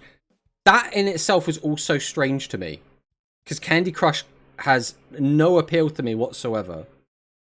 Pete makes everything better. Maybe I play too many games. I don't really find this game weird. It is so weird, bro. It's so weird. It's just like watching this. Like, I don't know. This is strange. This is so strange. Like, as an anime enjoyer, I still find this so strange. People whose special ability is using an anchor notably heavy enough to weigh ships down. Yeah, don't worry about that. It's like we're getting rid of the anchor, right? You're looking at it from a way too realistic standpoint. I think sometimes, though, it's hard to, like, suspend your disbelief. Especially when, like, you haven't been eased into it.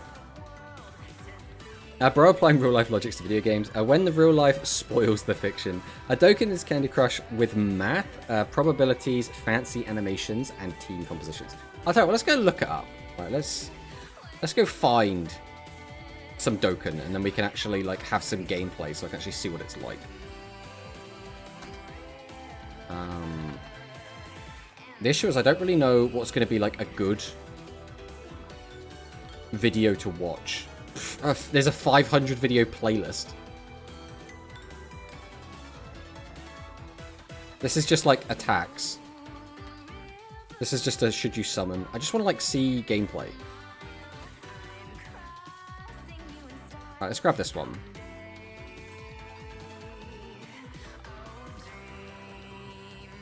Alright, give me gameplay.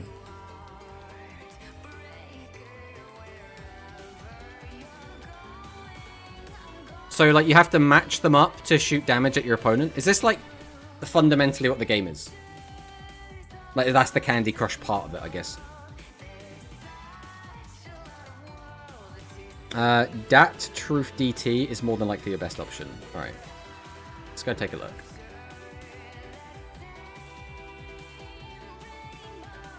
Let's take a look at its popular videos. Let's take a look. See what this is.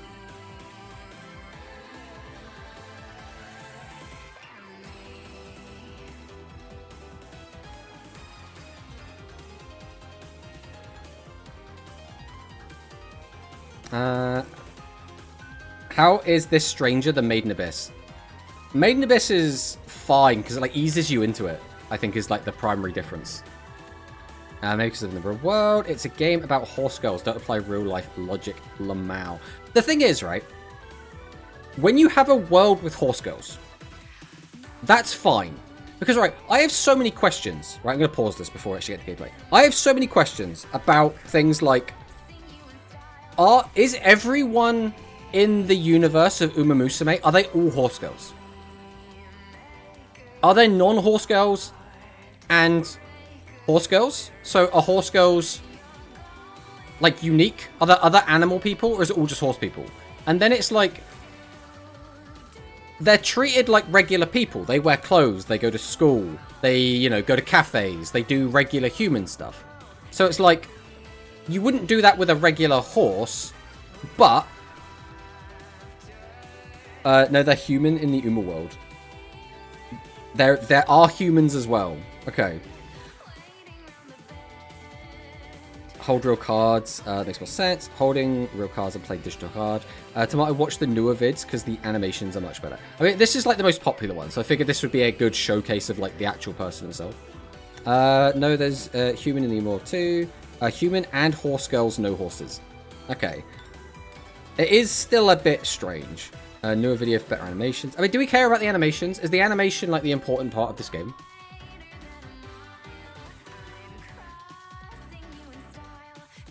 Okay, we'll trust everyone's opinions, and we'll go for this one then.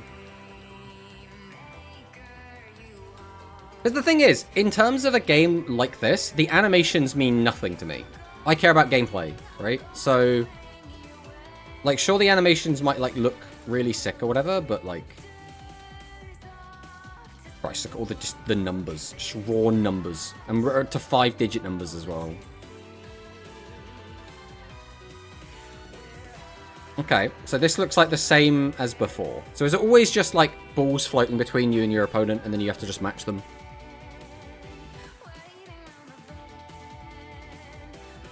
Animations are the selling point? Well, that means... So there's no substance then. It's all, like, surface level. Because that's, like, the opposite of what I look for in a game. Like, the animations are, like, they're icing on the cake. They're not, for me, like, the main appeal when I play a game.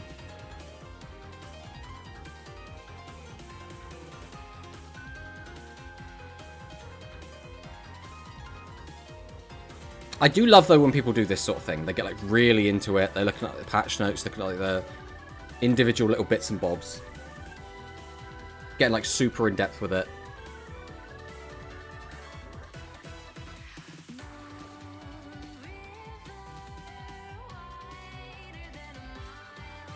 Okay, so we're just watching, like, some attacks going down. We did 20 damage. Where's the Candy Crush bit gone? Is this like other bits and bobs? Ads, I swear. I mean, you have to just deal with the ads, I'm afraid. Now, how can there be horse girls if there's no horses? They'd just be girls. Well, it's because there's like, if there's regular ass humans, and then there's humans that have weird big ears on their head and like tails. I assume they'd be called something else, but they definitely just wouldn't be called humans. It's DBZ, flashy lights, and no substance is the point. Dragon Ball has substance though, right? Especially if you talk about like Dragon Ball, like before like Z and GT or Super. I guess you are right. Like the main appeal of it is not like in-depth character stories. But I've played a lot of Dragon Ball games in the past that have been really cool because of the gameplay, not because of like the flashiness. Good old Goku Black.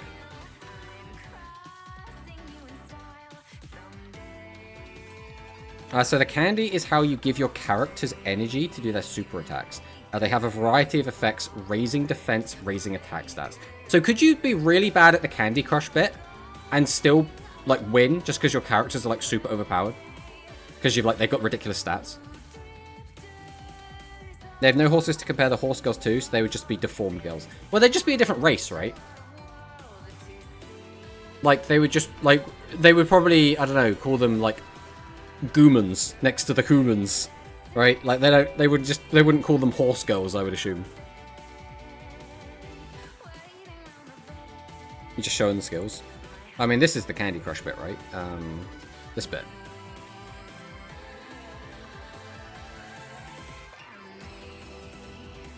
I think we'd appreciate Dokkan OSTs. I mean, potentially. I don't know, this is, like, fine. Again, this isn't really my cup of tea. It's the same reason, like, maybe I would enjoy Persona 5X and Uma Musume more than this, because I think the gameplay appeals to me more. The actual gameplay of this game looks like the worst part of it. And, like, that's always a bit of a red flag for me specifically. But, with all of that said, we should probably go and do some Shadowverse. You know, I think we're kind of done with all of the non-Shadowverse stuff.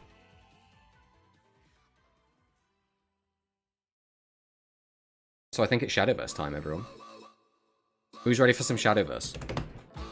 Which means we're also going to have to change our directory over. What even was that? That was a duel challenge. We're not doing a duel challenge, I'm sorry. We just swapped game over. We're not doing a duel challenge now. I will go ahead and refund your points. I have to work out how to do that again. Reward requests. There we go.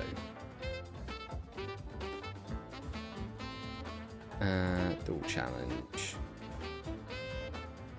We will reject. There you go. You can have your points back for that. Oh, we are just going to be playing some Shadowverse. We actually do have a pack to open as well, so we'll go and check that out quick. What if it's a Shadowverse challenge? Nah, not immediately as we just hopped over. And I need to grind out ranked as well, because I'm so behind with ranked grinding, because we've been playing so much Duel Links.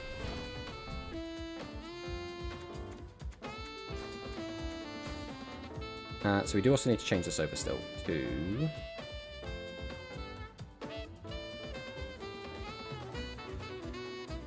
Shadowverse.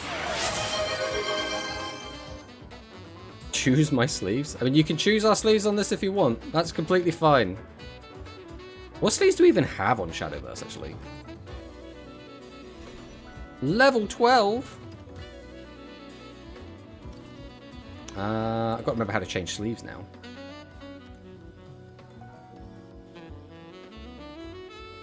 So I think it's like a profile thing, right?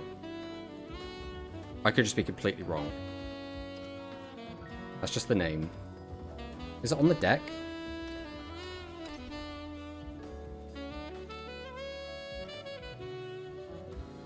Sleeves. Yeah, okay, it's here. Behold! You want roach sleeves? Then we can have the roach if you want the roach.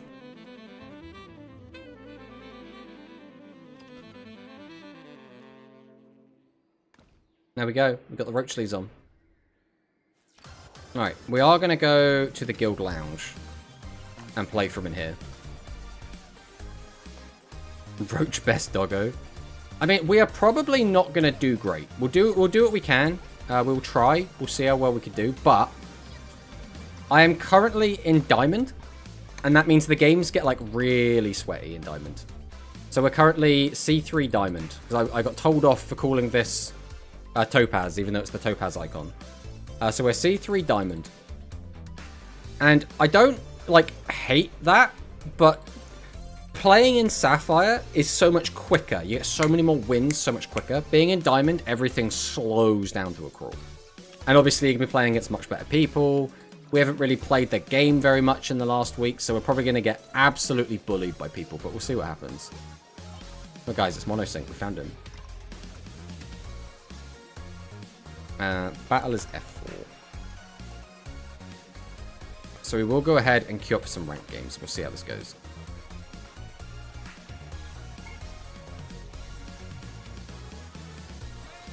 Fingers crossed, because if we lose a bunch of games, we could just, like, de-rank down to Sapphire and have, like, a better time for a while.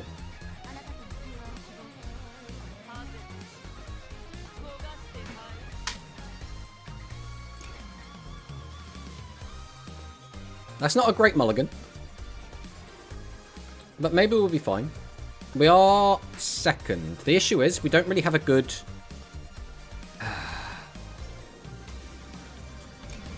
This hand is really, really bad. Because we don't have any good way to use our play point. We don't have, like, a good turn to jump to. Like, I guess now we technically do, but, like, even now, this isn't great. I think we kind of have to do this here, because there's no guarantee we're going to just draw Alouette next turn. We'll get Miriam out here. And then we'll pass. So it does. Part of me was tempted to just get out the Kitty Cannoneer. Yeah, Kitty Cannoneer now, with the power of hindsight, does look like the better play. But, since we can't deal with that anyway, I think we're just going to double down with Miriam. We'll go ahead and combine these. And then we'll pass. This is what I don't like. I don't like being in this position where we're not really in control of the game. Like, we used that extra play point, but it was immediately mitigated. Because our hand was so bad, we couldn't, like, do anything overpowered with it. And now our hand's getting full of high drops, which is not great for right now. I mean, Kitty's coming down. That's for sure. We can run over this. We can walk into this. We'll go ahead and combine these off. And then we'll pass.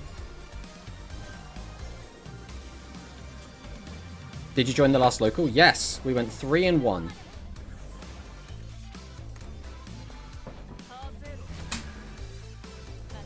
Anangrea, good old turn 5 Anangrea. Not really a lot we can do about this. Well, there's Alouette. The issue is, this dies anyway. So I actually think the best thing to do is to combine these two into alpha and then get an alpha onto the board. Like, it's not a great play, but I think it's the best play we've got.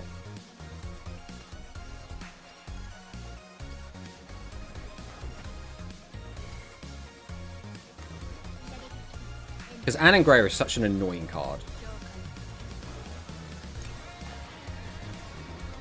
Because we don't really want to go late against this deck, but like, he's got the early aggression on us.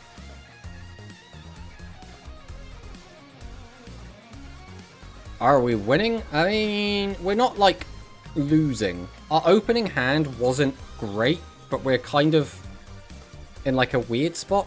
The big issue here is I don't know if we're going to easily be able to get our last artifact piece. Because we're basically 4 artifact pieces away from being able to do what we want to do. And he could easily just out this board, which is kind of the scary bit. Double Demon Cool. So he's going to just try and bully us here, I think. Yeah, he's going to take out our whole board. Leaves him with a 3, and he's still got 4 mana. The fact he had 4 play points left over is actually huge.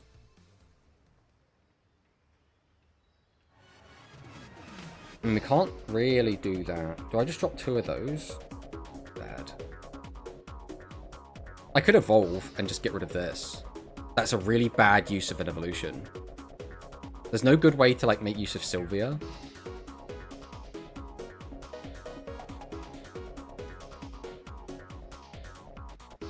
Alright, we're going to fuse these together. I think this really sucks, but I don't think there's a better play than this. I need to get some of this stuff out of my hand. But I also need to deal with this. I can't just let him have that forever. I don't really like using the evolution like this, but I don't think there's a better opportunity, really. Next turn, we have 7, which means we can use the +1 play point and get out a Raumia or an Orcus, depending on what he does. Based on this board, we probably... So, like, Raumia does just kind of deal with this board.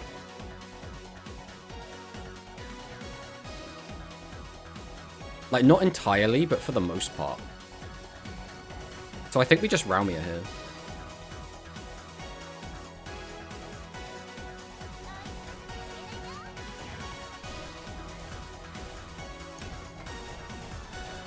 Like, he gets to keep this, which is like, I mean, it's not great for us, but like, it's also not the end of the world that he keeps it.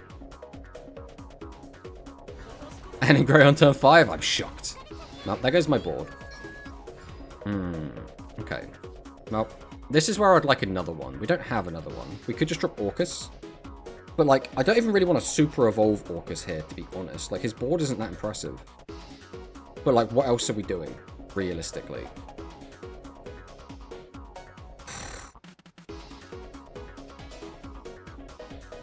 Super evolving Orcus here is actually so bad. But I can't, like, deal with his board in any other meaningful way. Leaving him with the 5 is also super sketch.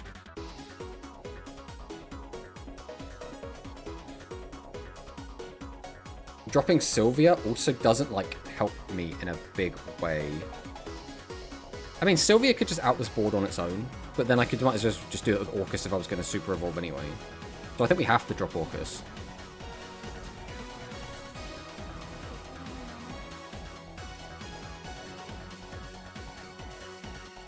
I think we're not going to super... This is super greedy, but we're not going to super evolve. I'm really worried about spending my super evolve and then him just having all of his evolves left and absolutely destroying me on the crackback.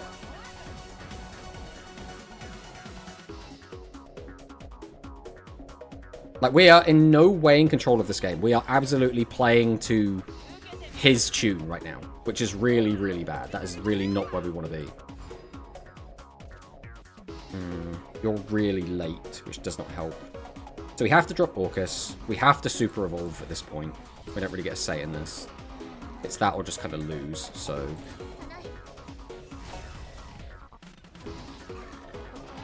we get rid of that. We get rid of that. We'll go face. And activate this to get us the last pieces that we need. And then we pass. I got in a buy in the last local because my opponent dropped after round 2. Real local experience. I mean, that does sound pretty accurate. I don't know the matchup very well since I only play Sword, but do you win late versus Rune? So, you can. It kind of depends. Is the best way to think of it. Like, here, we just win. So, like, we're fine. If he had, like, if he played Dimension Climb, we would have just probably lost here.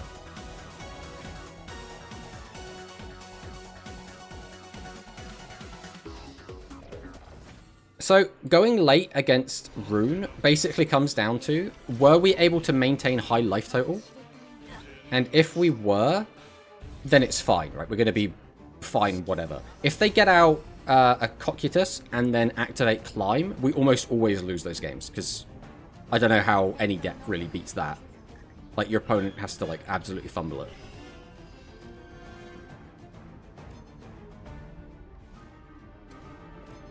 Is the music playing DL music? It's confusing my brain. Well, you're just gonna have to deal with that. Sometimes the audio on this game gets really weird. Like, sometimes it doesn't play, sometimes it gets really quiet for, like, no reason, even though all the audio settings don't change. So... because of that, we just have the audio off and we play stream music. If the music was consistent in Shadowverse, I would just play the Shadowverse music itself. Late game win against Rune/Satan is not up to you. It's whether or not they draw the combat. Basically, right? Exactly as Mono said. Like, you can still sack them. And again, if I'm at like 20 life and I've got a couple turns, I'm feeling pretty good in that matchup, but...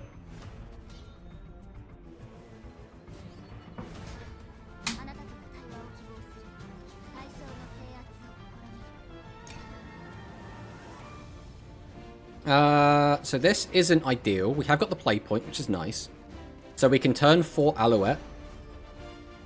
But that's only really nice if I get another Alouette. Because then I can do turn 4 Alouette, turn 5 Alouette. Like here, we kind of want to put something on the board. There we go, so we can Stream of Life it. Otherwise our turn 2's looking kind of dire.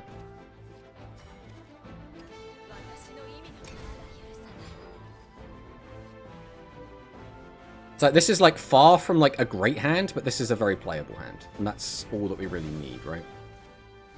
Drops down a Miriam, that's fine. We drop down our Miriam. That's fine. Then we pass. Right, so next turn we're going to drop Alouette. But it's going to depend on what he does here as to what we are targeting specifically. Okay, so he's got 2 Striker artifacts. He could combine them, which he looks like he's going to. Okay, since he's done that, we're just going to go for probably Omega. I don't see much of a reason to not make Omega. We do need to fuse off some stuff, though. Not Omega. Gamma. Gamma is the one we want to make. We'll get Alouette down.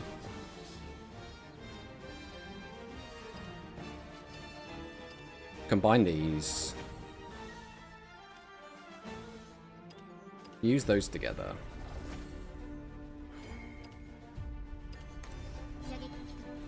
Summon out the boy. Go face, pass. So, the best play he could possibly have is get his own Alouette, summon out his own Omega. There we go. So, unfortunately, he has the absolute perfect counter to us, but there's nothing we can really do about this. If he didn't have this, we would have absolutely been punishing him there, but he's got the play.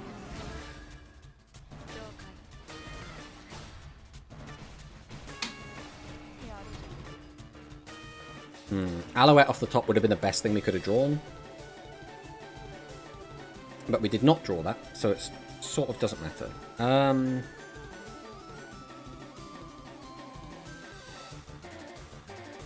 I really don't want to super evolve, but I think super evolving might be the play here. Or super evolving.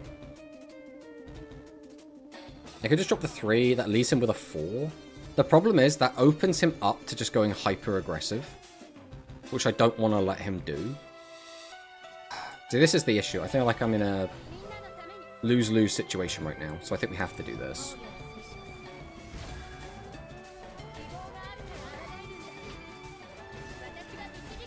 So we get rid of all of his stuff. We'll make this, and we'll pass. Okay. Right now, we need to prepare for turn 8.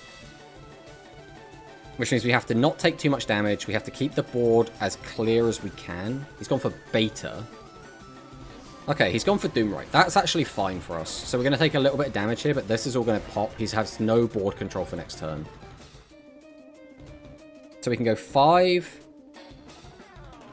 It's just 5, right? There's literally nothing else worth doing here.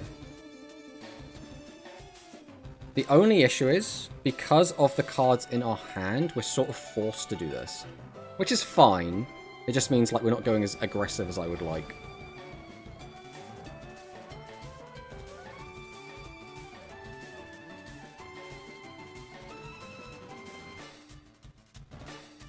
Does it make any difference? That would be 7. I think it's still Alouette either way. I think we just don't evolve Alouette. And then we're just fine. Okay. I didn't want to use my super evolve. That's the big issue. That is the primary concern we're having right now. Okay, Bullet's fine. He's got 3 left. Is he dropping anything else for 3? He's going to play Elise, which is again fine. We don't care about Elise.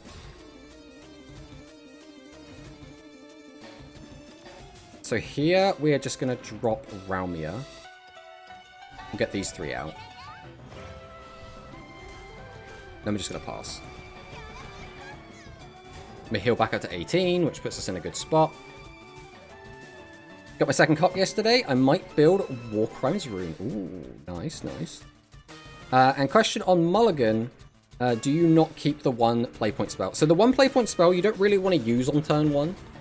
Like, you will if you just have leftover playpoints, but it's not a tempo play, right? On turn 1, you want to drop a 1-drop body. On turn 2, you want to drop a 2-drop body. On turn 3, you want to drop a 3-drop body. That's your ideal, and that's what we always play for. But, like, you know, it's not always going to work out that way, right? Okay, so we're going to get to keep this. Okay, so now these are all going to die. This is fine, though. Like, we're already at the stage where we're kind of in a commanding position. We're going to be at 8 mana. I don't even necessarily drop Orcus here, I don't think. Maybe with a 3rd guy on the board, we consider it.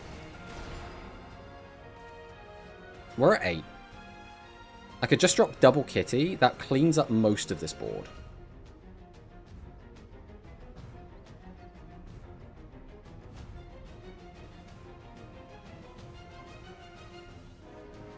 I'm a bit scared of taking too much damage, but I think we are going to go for the double Kitty play.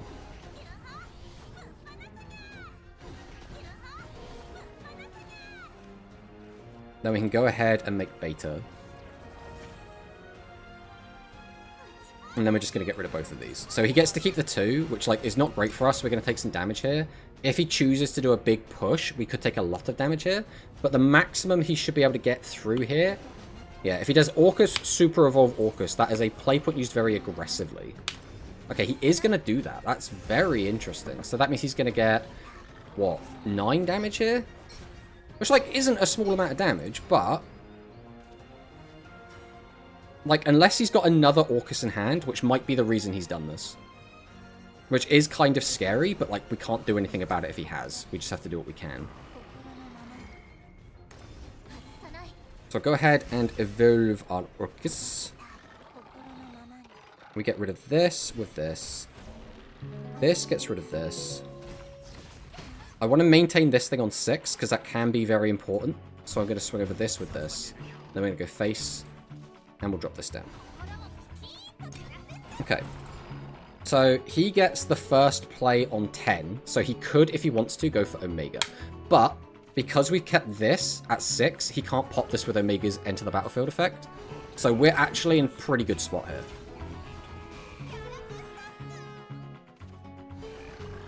Oh, that is annoying.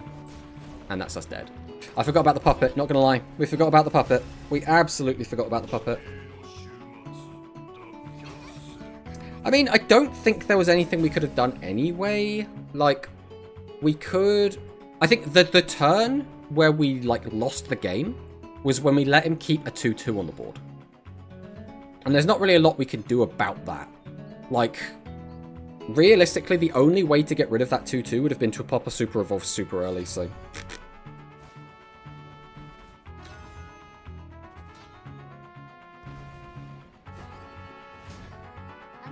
Yeah, I think we played it fine. I think we played okay. We're going first as well. That's not ideal. I kind of want to keep Ancient Cannon, to be honest. Let's see if we regret it. Now, we have 2 good 5s. See, this is a really good going second hand. Because we can make use... Double Ancient... Alright, this is now absolutely garbage. First off, this is not a very good going first hand. And double Ancient Cannon is the absolute worst possible thing that can happen. Hello, Baj. Welcome, welcome.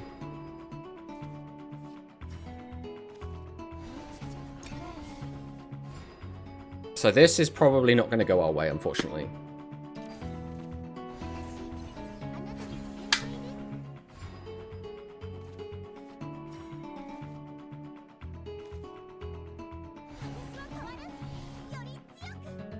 I mean, there's no reason to do anything but go face, so... He can't evolve UD yet. This is just a really good statted card for the most part. My guess is he is playing Hybrid. Let me keep the 1. Yeah, this is the kind of turn where we're like in a really bad spot because we can't deal with this board. That's going to die anyway. We can run this into there. We can't deal with the 3. I don't think there's anything we can do about... Even if we, like, fuse and throw a guy on the board, I don't think that puts us in, like, a good spot. So I'm going to go ahead and do this.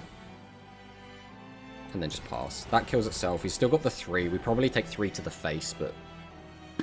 Again, we can't really play the way we want to play.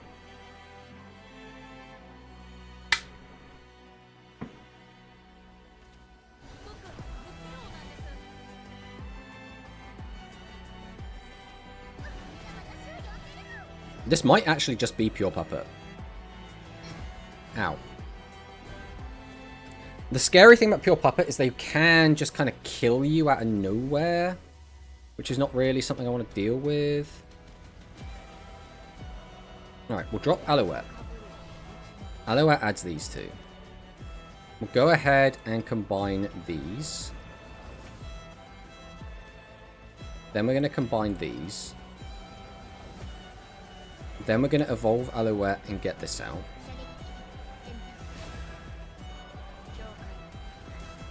Then we're going to go face, face, and face. And then we'll pass. So now we're only 2 life behind, but his deck is a lot better at just pulling damage out of his butt than mine is.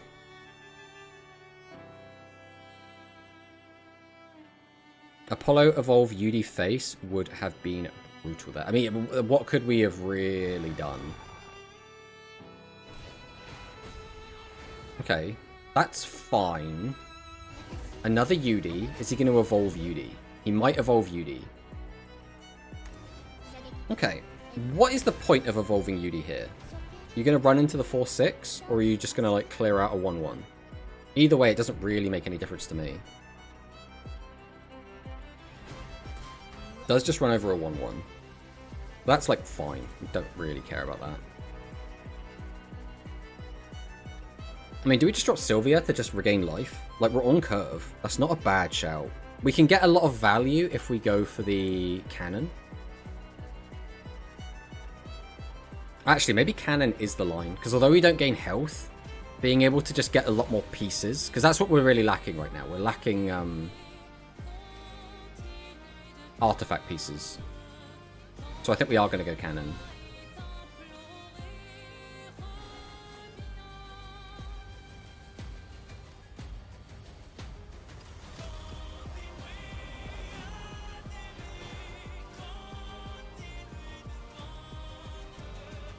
Right, I am going to make these all into this.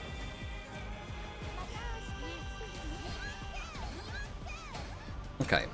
Down to 11 is quite nice. He's only at 6. With a +1 play, he can only go up to 7. 7 is not a danger number. 8 is a danger number.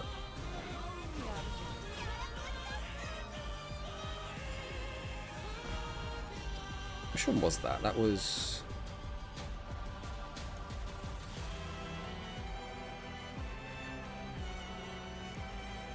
Destroy a random enemy followed with the highest attack. Okay, so that was always landing there. That's fine then. We can't do anything with 8, so it's always going to be a Sylvia play. And I think Sylvia is always going to restore health to our leader. I mean, is it? Drawing cards is also nice. But I think we are restoring health to the leader. I think that the way we lose this game is if he sneaks a win out of us. Which is something we don't want to deal with. There's no point in doing anything with that right now. So we're just going to pass. This is fine. The scary card... So again, he could just Orcus us right now. But that's like... I mean, it's bad. I mean, I'm not going to lie. Orcus here would be pretty bad for us.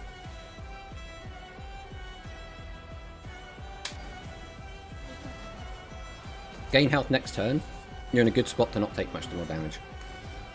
Okay, yeah, here comes the Orcus. So we're taking 8 damage here, which isn't ideal. We're not in a good spot to, like, actively deal with this. We're going to have to super evolve Sylvia, because this on its own doesn't do anything. We have to drop Sylvia. The other issue is we're not going to do anything with the rest of the mana. Like, that really sucks.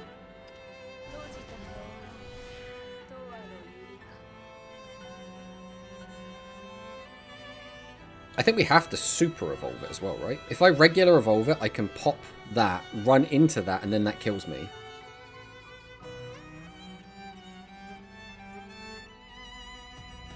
I mean, does it matter if this sticks around? Maybe it doesn't matter. I think no matter what I do, it's going to be greedy.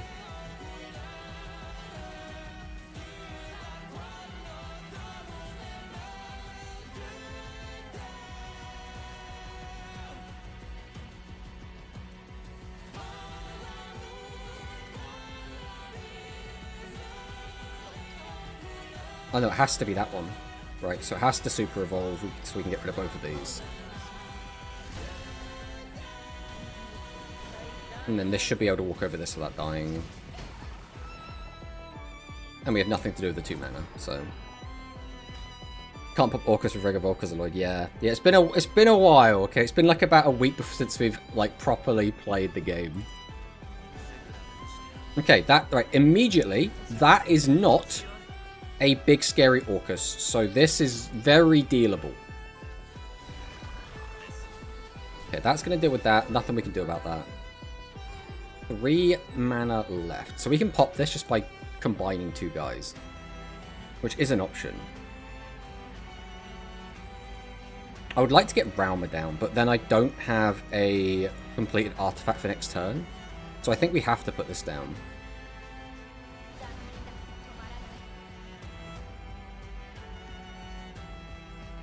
Then we'll combine these to pop 1. Then I think I just drop this to get more artifact pieces, and... because, I mean, what else am I doing, realistically? This sets me up for a Gundam next turn. Or a Raumia if I need it. Again, it's not like the craziest turn in the world, but... since he hasn't buffed puppets in his hand, the highest damage he should be able to get on me is 11. Right, Noah is... that is the scary card, because now he has buffed puppets in his hand, now the amount of damage he could output is a lot higher. Tracking puppets in the opponent's hand is such a pain. Yeah, it's very rough. We know he's got 2 more. Well, we just win the game now, so we're fine.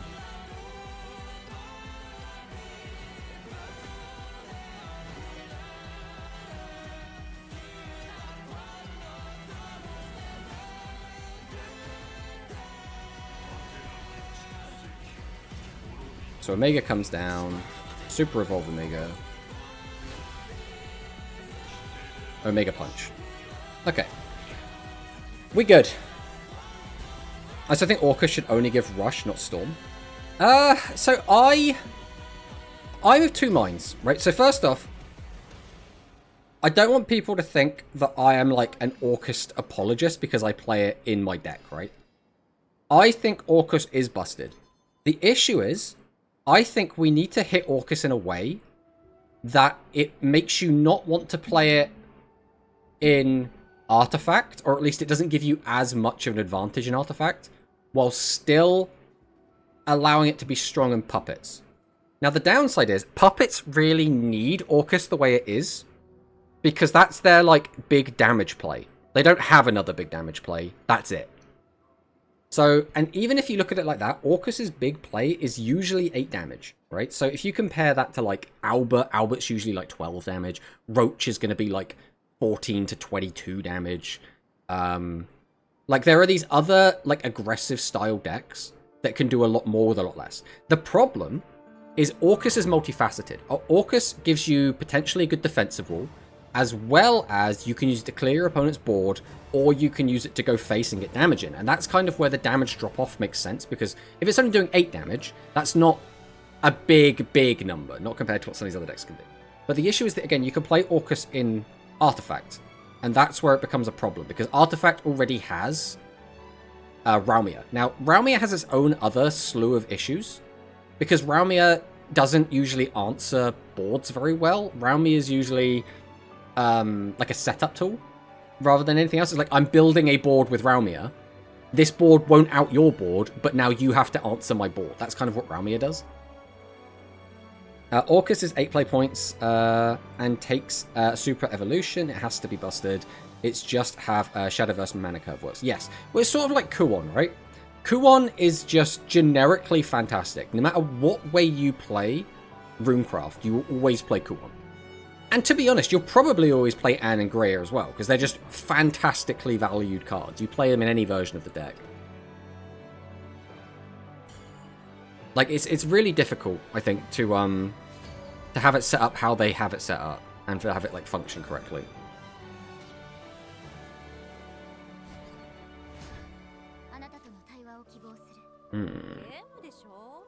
Ancient Cannon might be really good in this, but I am going to mulligan it away. Oh, welcome back, Ancient Cannon. We do have the play point, which here, this hand currently doesn't do very well with an extra play point. But I don't have to worry about my opponent doing anything silly with extra play points, and that's always a plus, so we'll take it. Just put down Elise. Darkhaven Grace, that's fine. Basically a nothing card.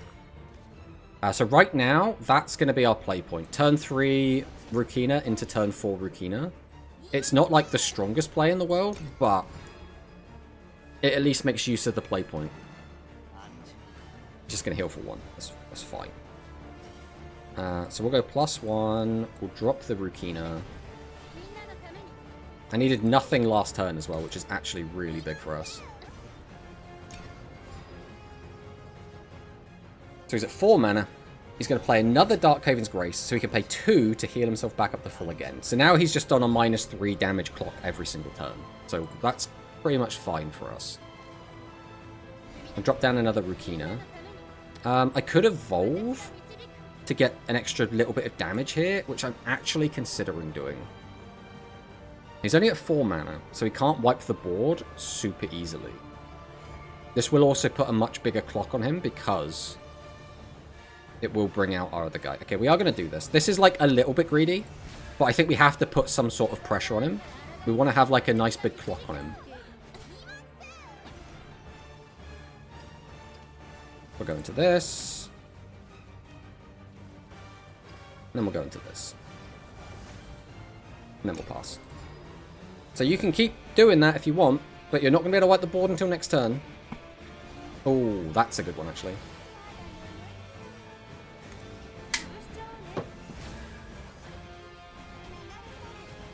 I'm not going to lie, I did forget about Salefa. I forgot it was even a card. Okay, we did force something out of him, though, and we also got the Evolve for the Evolve, which is also fine. The issue is Ancient Cannon applies 0 pressure, and we really want to apply pressure right now. Which puts us in, like, an awkward spot.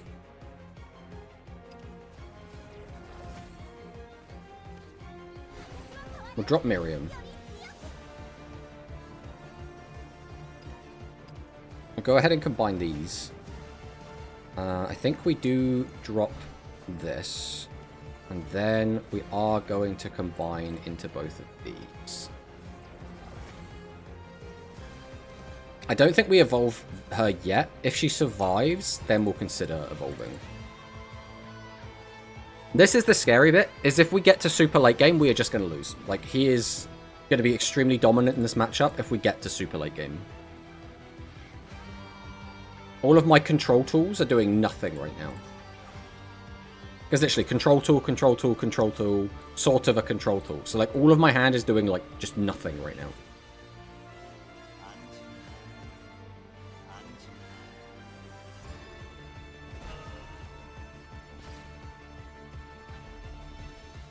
We could play the 5, or we play the 2, which is a body. Getting the 5 out probably makes more sense.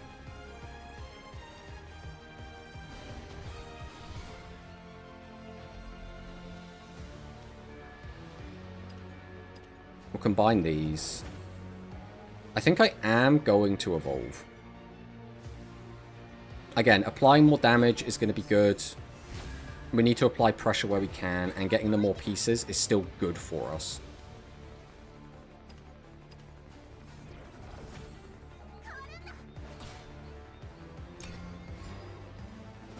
The issue is we don't have anything to do on turn 8. Like, right now, we're saving our play point till turn 9, which feels really bad.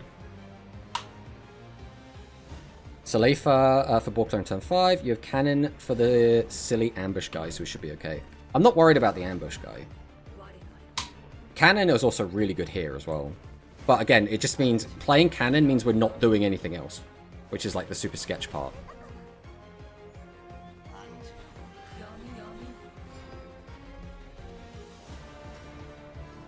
I could drop an Orcus, but Orcus doesn't like do a lot here.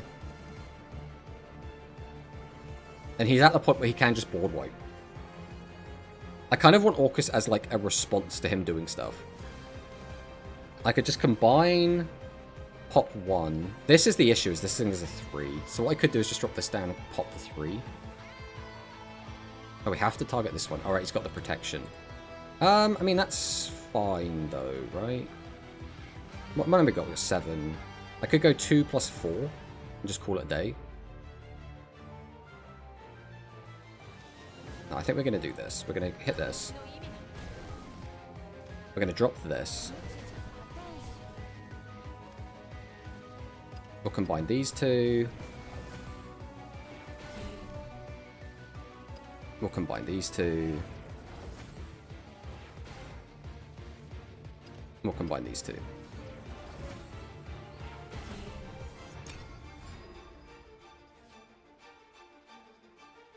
Hey, I see.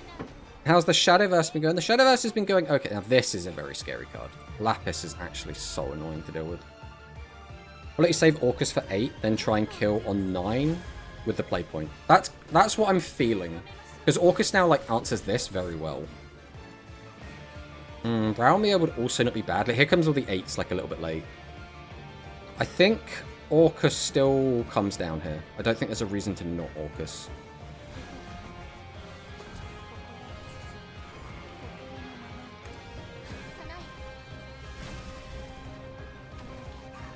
We get a damage in off this, and then we can get an extra 7 in here. And then, like we say, we kept the play point. We can combine into Gundam. He can only heal up to 10 if he spends 2 points here as well.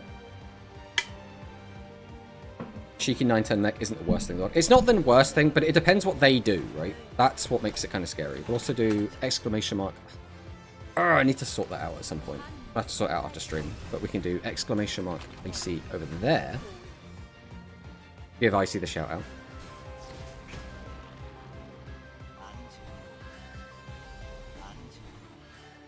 Okay, up to 10. And then we win. This guy doesn't do anything like silly, right? No, we're fine. I'm pretty sure we just win.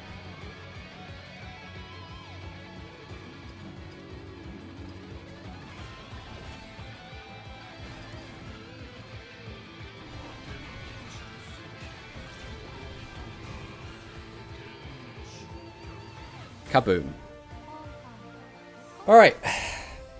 That was probably the best we could hope for, especially since like the open was a little bit dodgy. We didn't open with a particularly good hand, but we had like just enough to make it work. So we definitely take that. We definitely take that. 38 on the battle pass. Pog. Now we go again. But yeah, Shadowverse has been going pretty good. I haven't played much Shadowverse since the Rush box came out, because we've been spending a lot of our time like testing with like Rush or climbing with Rush, making the videos for Rush. So a lot of our spare time has gone to that. So we haven't really been playing Shadowverse. This is kind of our first, like, get back into Shadowverse game. I kind of want to keep Alouette. It's super greedy, but I'm going to keep Alouette. I think, especially in this matchup. We are second, though, so we can go Alouette into Alouette, but our turn 1 isn't going to look like much.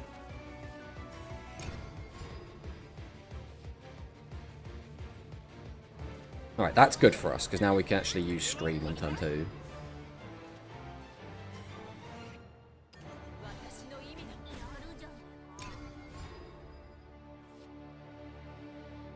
We're probably going to be putting down Kitty.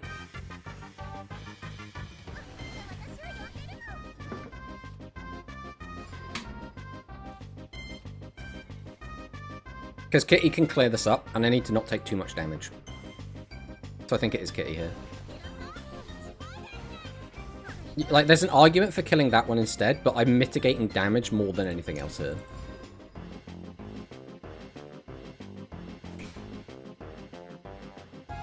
And if he puts down a board here that has, like, 3 or less health, then we can just wipe it all out. We're feeling pretty good there. I feel like if you save Orcus for 8, then try and kill... Hello, Apple Tree, by the way. Sorry, I haven't been very good at keeping up the chat. But hello, hello, hello. Welcome, welcome. Right, Alouette comes down. Combine these... We combine these. We combine these. We evolve Alouette. We get this out. We pass. Alright. And then obviously next turn we can do another Alouette. The downside is, because we don't have many artifact pieces because our first couple of turns were a little bit rough, we can only get down another Gamma. Now, Gamma is still good, especially if he puts down, I don't know, guys that have huge health or whatever. But double Gamma, not the greatest, most threatening play. Now, I don't think we're going to keep this Gamma. There's almost a 0% chance we keep this Gamma anyway, so making another Gamma is probably going to be fine. Makes sense. I feel like you have done every new Rush deck besides Sidra. So we have done Sidra, and we did play it, but it went really, really bad. It did not go our way. Do we even Alouette here? I mean, it's still 2 pieces, and it's on curve. But I think it's still, Alouette is still the play.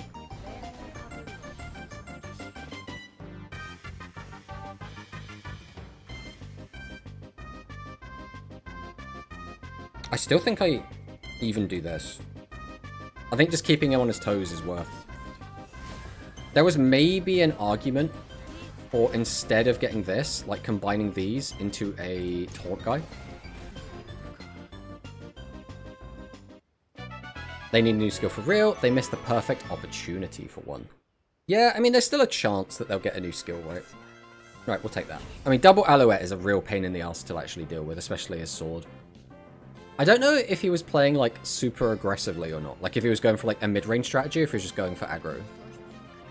Because it was still so early in the game.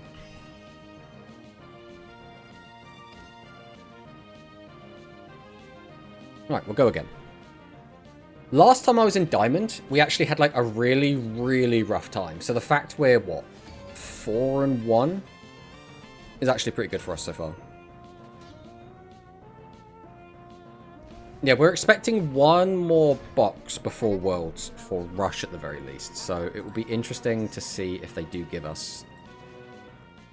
Am I going to regret getting rid of the 4? A little bit. A little bit. I do regret it a little bit. Double cannon! Oh, I hate it. I hate it so much.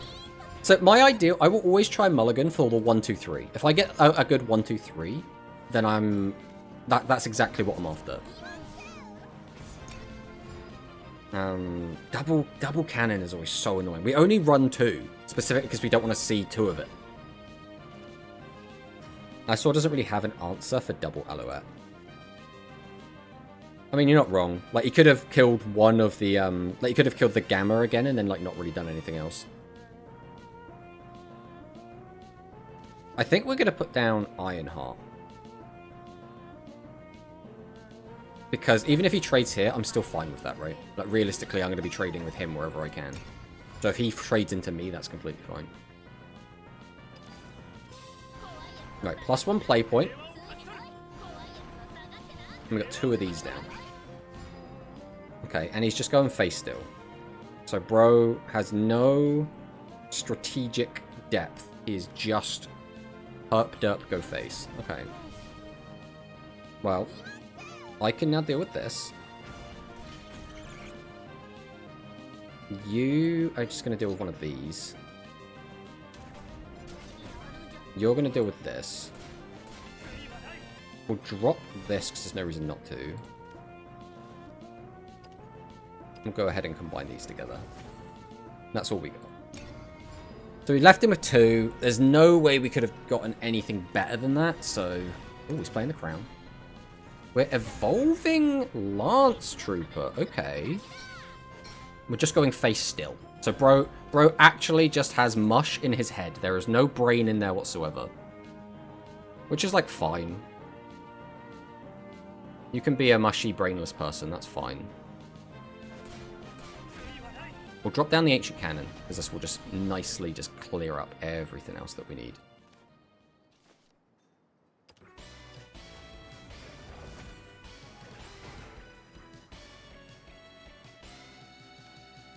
We'll go ahead and use this with these, I think. Actually, we don't even need to make that one. Why would I even try? We're better off just combining these together.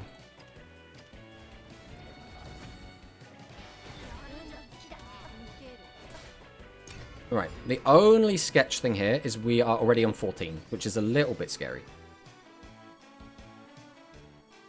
New box in 8 days for Shadowverse. Better have some Earthright stuff. I would expect it to, right? I think a lot of people would expect it to have that.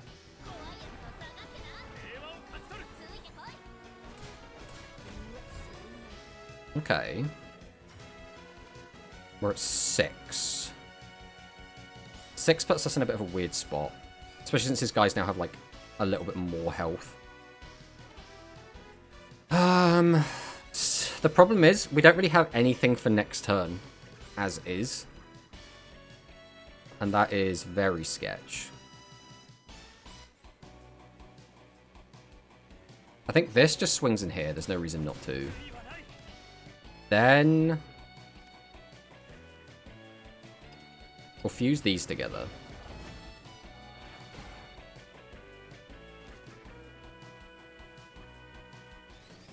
We'll drop down the Rakina. I'll go ahead and fuse these together.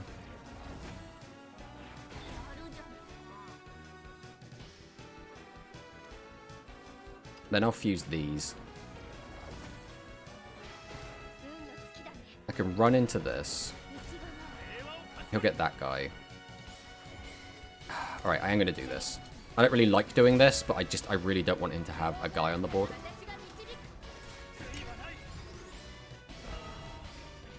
I think it's kind of greedy to try and hold the Super Evolve, or the Evolve even. Base player IQ. To be fair, you can't play the trade game against Portal's Sword, especially if he has no late game in hand. I don't know, the mid-range play seems to... Like, the mid-range sword decks will happily play the trade game. They just happily will. It's just the aggro sword players are just, like, brainlets. Like, I've played against several people who play sword in Diamond who will play the trade game and will still have a really good chance of winning.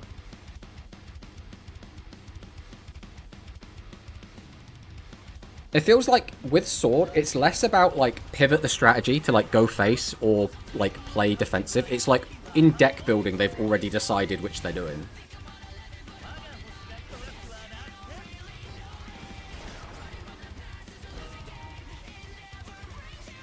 So this is another bit of a weird... I mean, we're fine, right? We just go Alouette, evolve Alouette.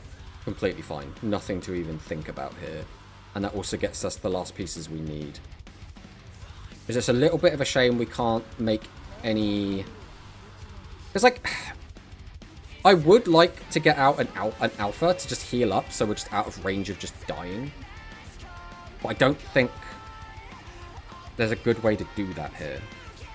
I mean, that could just swing over. We could just use that to swing in. I'll tell you, let's do that then. Let's go for the alpha play.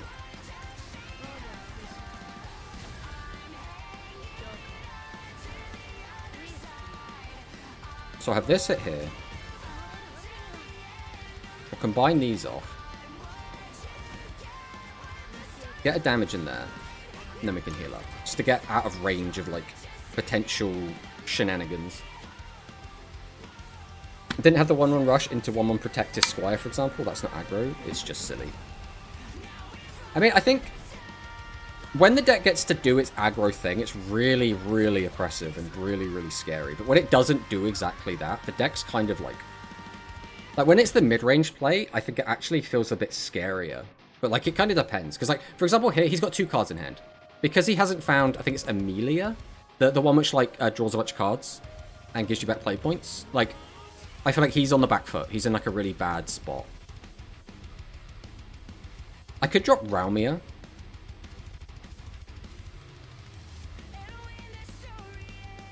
I think it probably is Raumia. We're only going to get 2 bodies on the board, though.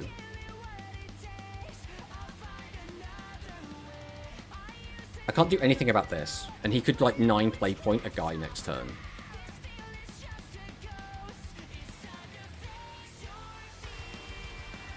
Is the play, like, Orcus? But we can't kill the stealth.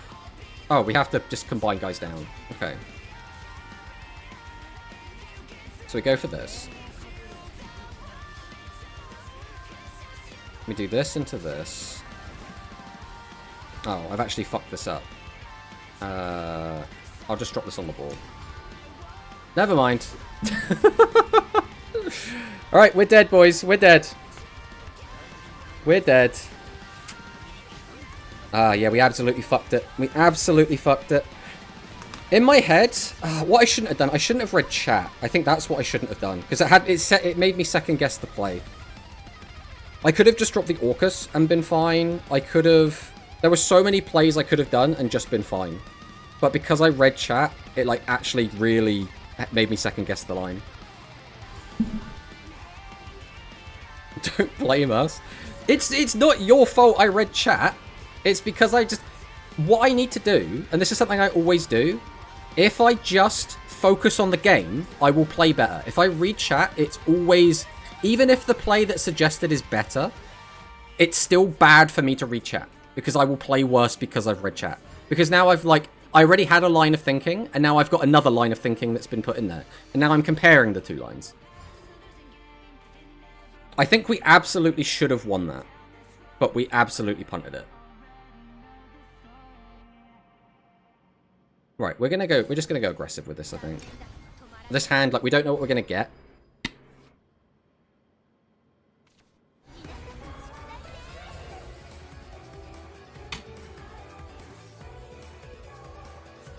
Right, we'll get rid of this. We'll swing him for 2. We'll pass.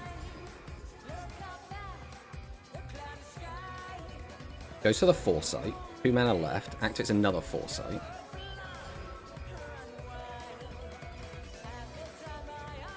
We'll go Cannoneer. Swing for 2.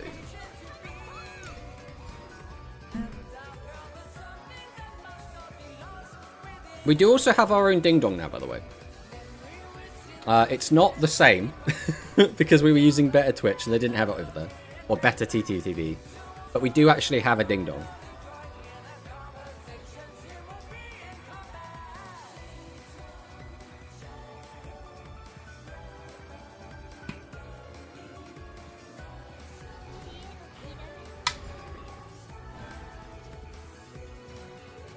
Right, we're at 4 mana. I think it's just Rukina.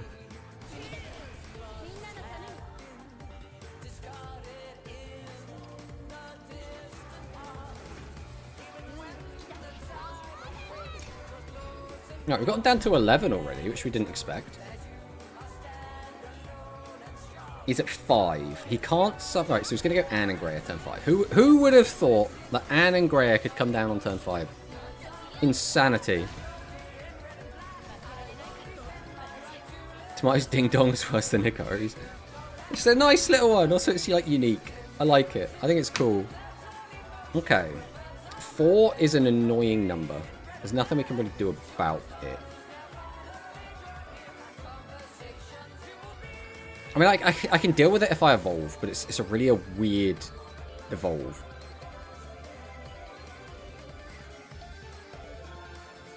Ah, screw it. We'll get this out. I'm going to evolve and pop this.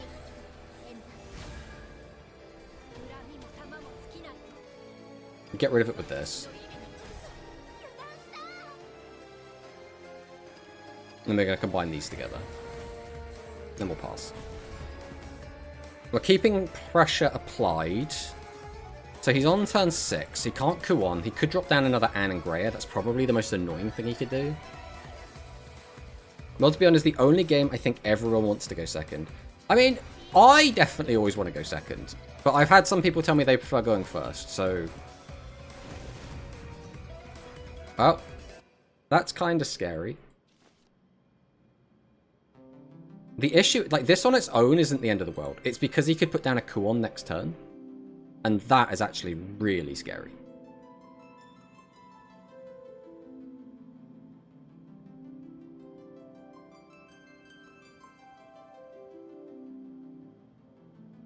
Rune can go first for the Climb Postcot.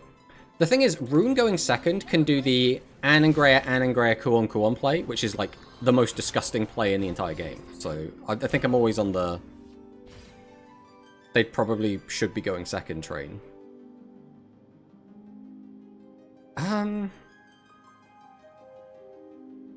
mean, I could just outsboard, which is probably the line. The issue is...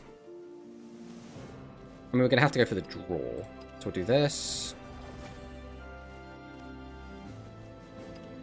We'll do this. We'll do this.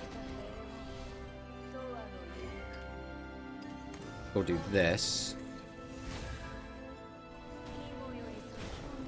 We'll do this. And that's it. Unfortunately, even with the 2 draw, we haven't really set the hand up super well. Right, there's the turn 7 Kuon. This is what we were worried about. Like, if he had... I mean, doing that with him next to it means he would have just lost the guy in the end, so the 2-1 would have disappeared, which, again, would have been fine. Take 4 to the face. Not a lot we can do about that. So, I could summon Sylvia and Super Evolve it, or we could get out Raumia. Raumia is in a bit of a weird spot, because we don't have many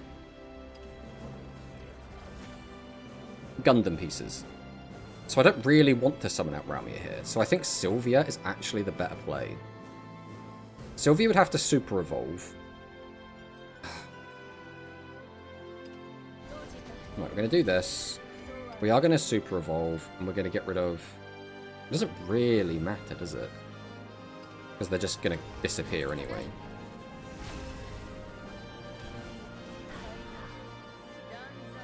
We're going to get rid of you. We'll drop a body on the board.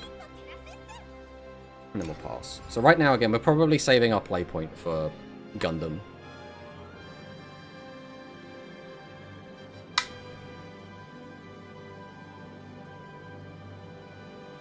Depends on which deck I'm playing.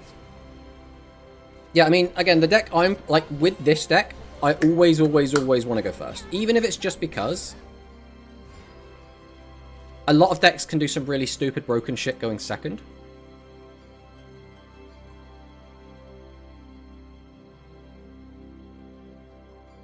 So you're still kind of going to be annoying. Letting him keep a 5. He goes up to 9. He won't be able to coup on a big aggressive play, so that's not the end of the world. If we drop Raumia now, we're not making a Gundam next turn. If I don't drop Raumia now, we're not really doing a lot of anything. I could do like 5+3, get the 2 pieces, combine once, that doesn't get me anything. I think it's just Raumia. I think Raumia's fine. It's not the best play in the world.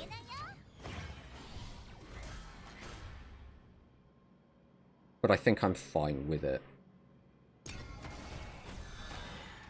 Okay, let's see what he does.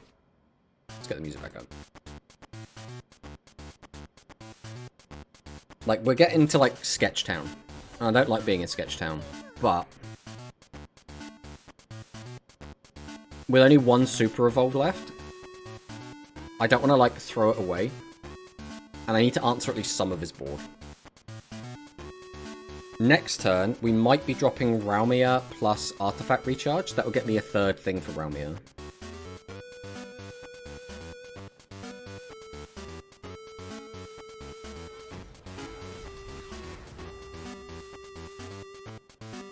Right, still got 6 play points left.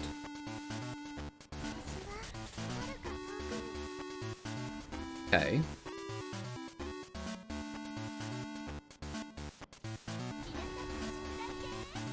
That's fine.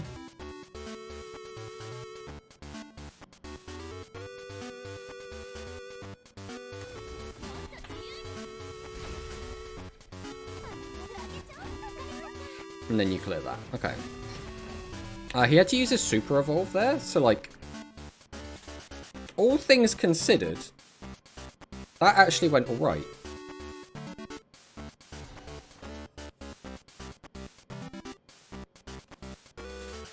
Alright, we're going to combine these two.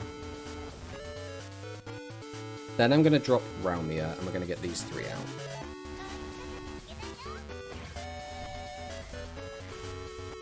I'm going to run this in here. That's his last Super Evolve gone.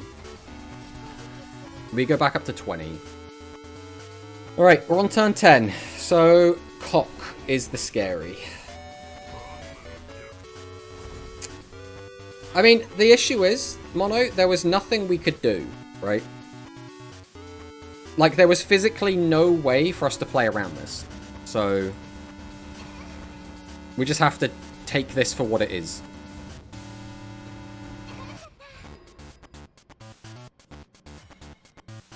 We're on 8. So if he just has 2 more of those, we're just dead anyway. I think we have to drop Orcus. The big annoying part of this is we're still 1 artifact piece short. Which means no matter what we do, next turn we're in a really dire situation. Because we just can't get out the big guy. That's just not happening.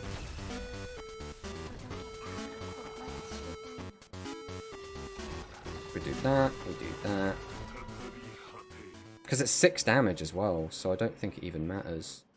I think we probably still just commit to this. Right, we're going to do this, I think. I think this is the line. Getting those 2 pieces might be really important.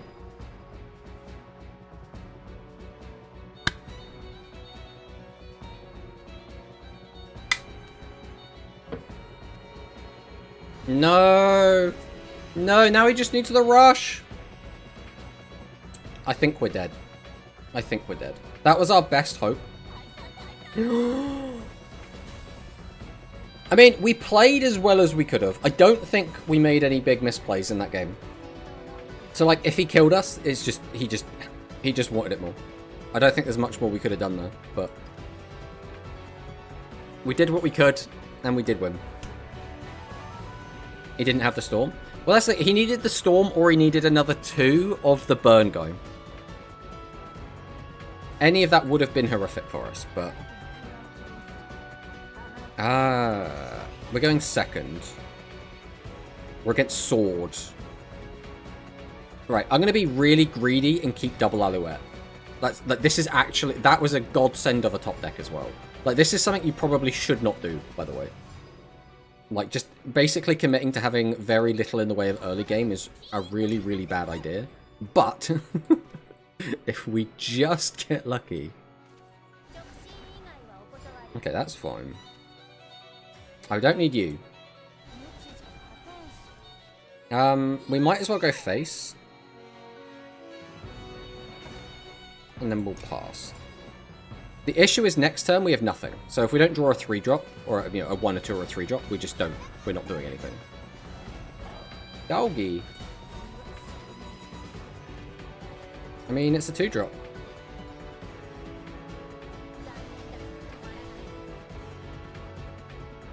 Alright, so we could just take 4 damage to the face here. Let's see what he does.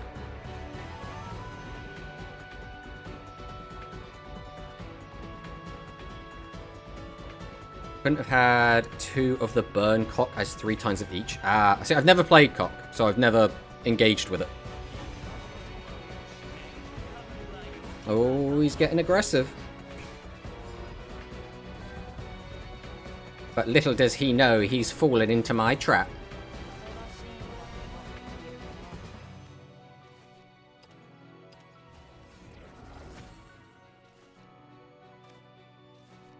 Do that into that. Do that into that. Do that into that. Walk into this. Pass. Okay. Well, never punished for our greed, and that's important. We just keep gambling, and we never get punished for gambling. Something morally correct.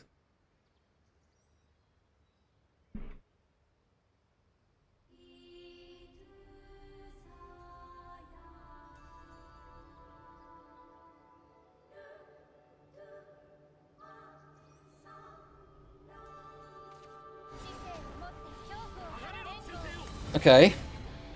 Wait, what? He's going off script. You're supposed to evolve this one. I've played against this deck 100 times. It's the exact same formula every time. But this guy's gone completely off script.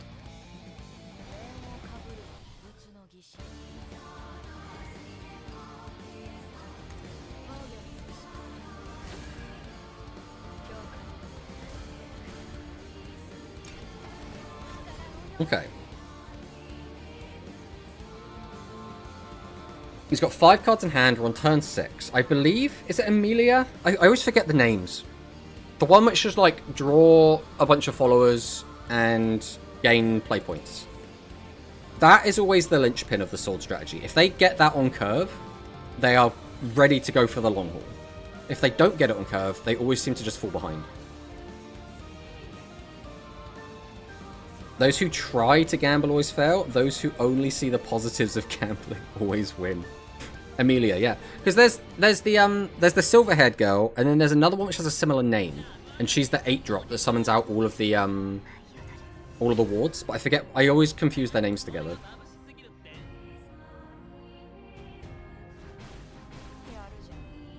Well, You have sort of turned that off, but we have killed it anyway.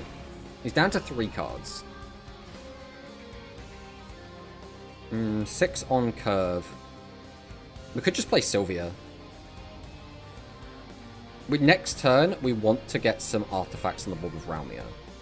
As is, we can almost get a lot of artifacts. So, I think what I should do is focus this turn on just getting artifacts onto the board. Or into my hand, I should say. Not on the board.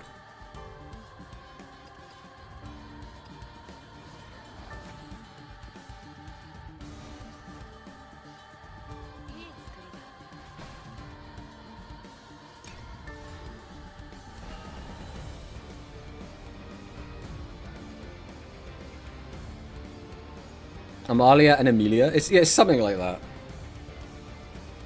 The one that when you Super Evolve gives everything barrier? Yeah, that was the silver-haired girl. That's the one I was talking about originally.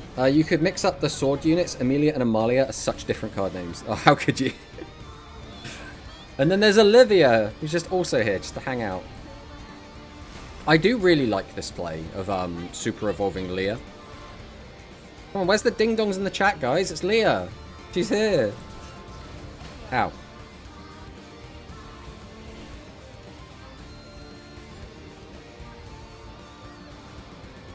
With this setup, it's actually a little bit annoying. Because now if I drop Ralmia here, I don't know if it does enough.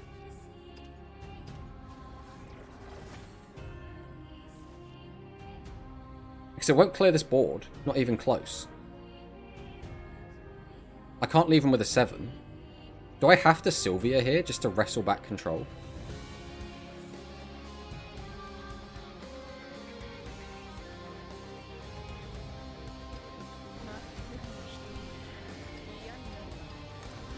I don't really like this play, but I think I have to. I think this is the non-greedy play.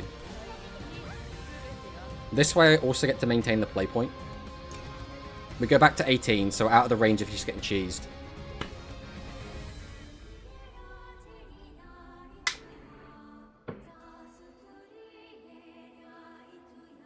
Hoping for an evolve point generator. What, is like a neutral or for like a specific craft?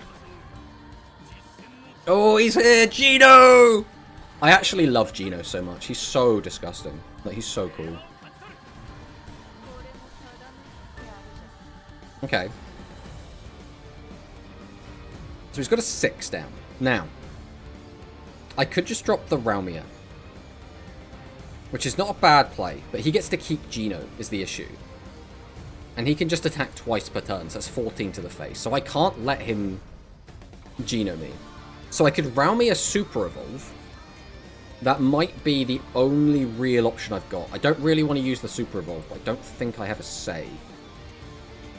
As much as I would like to continue being greedy, I don't think I get to keep being greedy.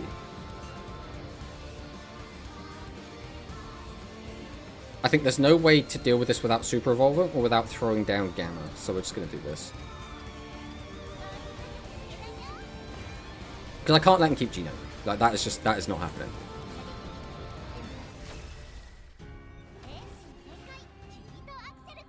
Oop. Right, we're back up to 20. We have a pretty big board. He's down to 10. We still have our play point. We have a Gundam next turn. Everything's looking good. It's looking good right now.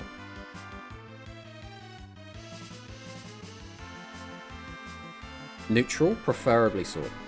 I don't know about giving one neutrally. I don't know, it feels a bit weird. I think give it to the crafts that could, like, use it and not abuse it, I guess.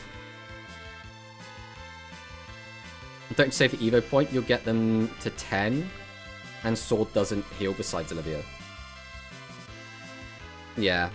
Well, it's more like... So if for whatever reason he made the most disgusting board of all time, right? Which I think the best he could do is like the Amalia, like the 8-drop that spams that big board. Bearing in mind, this would deal with it anyway, and Omega would deal with it. If he made a board that I couldn't deal with for whatever reason, however he managed to do it, having the Super Evo point on Orcus is like your get-out-of-jail-free card. Like, that will just break pretty much any board. Which is why I just like to hold on to it.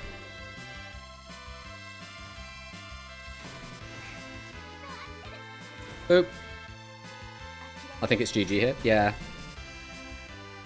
If there was a line where I could do basically that, but without using the Super Evolve, I would have gone for it. But like we're saying, I don't think there was one.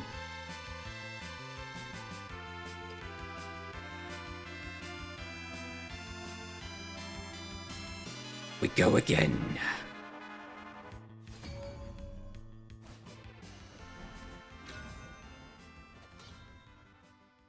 Okay, we're in the Portal Mirror. Now, is this going to be an actual artifact, or is this going to be... I don't want you, really. 4 is... I want a 1-drop. That's kind of what I would like. Okay, this is still fine. The only sad thing about this is right now, we're play pointing out on turn 2. Which is, like, really awkward.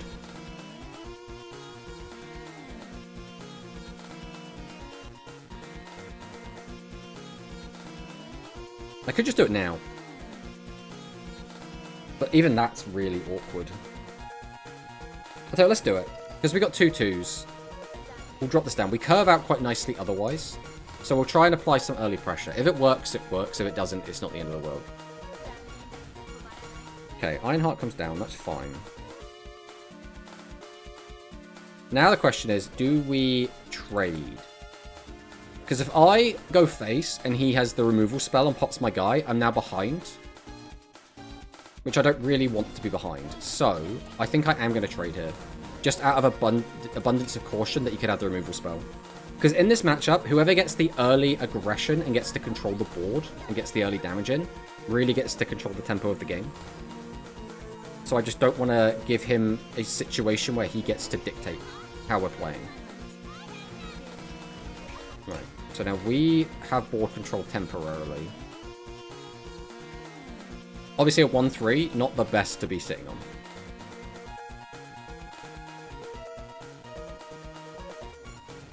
Right, he's going into beta. Going into beta early usually tells me he's just going to try and go hyper aggro.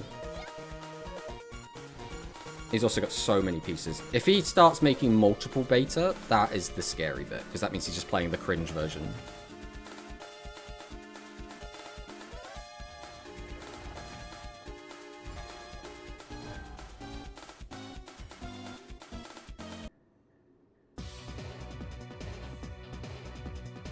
I actually think maybe instead of Rakina, we go Miriam.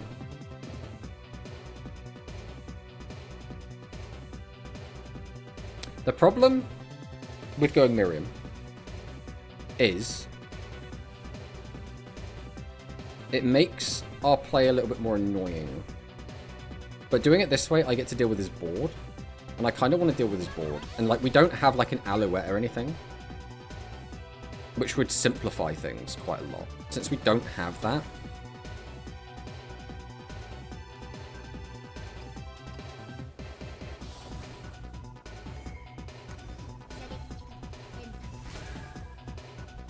We're going to go into this just to get more pieces. We're going to deal with this. We're going to go face. We're going to drop the Elise down. Because having a body is always good.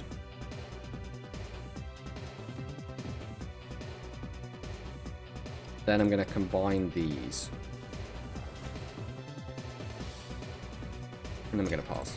Okay, so we've used an Evo point first. Now, this is the scary bit, because if he has Alouette, he is massively in the driver's seat.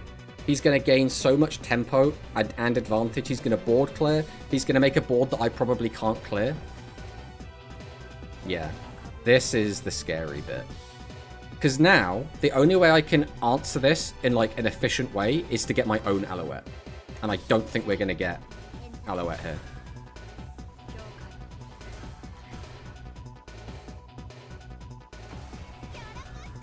Alright, come on, Alouette off the top. Yeah, that's not ideal, for being honest. Which means I think I have to super evolve, or I have to evolve this. I keep saying super evolve. I'm using it like interchangeably.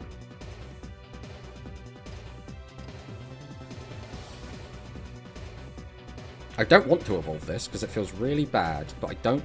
Even then, this is a 6, so I can't even out it, bro. Oh. I can't leave this alone either way, so it has to go. Oh, this feels so bad. Feels so bad.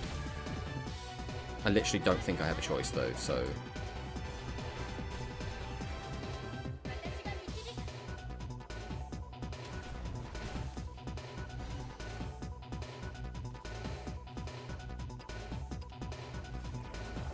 Oh, this is so bad. Okay, so now the issue is he's probably going to deal with my guy and keep his 4-1, which means it's just so much more pressure applied, which is really bad. If he trades in, that's fine. If he goes face and leaves my 5-1 alive, that's fine. The problem is he's going to pop my guy and... Yeah. Yeah. I mean, of all the ways to do it, I mean, I'd rather he use the evolution point, but... So this isn't ideal. 1, 2, 3.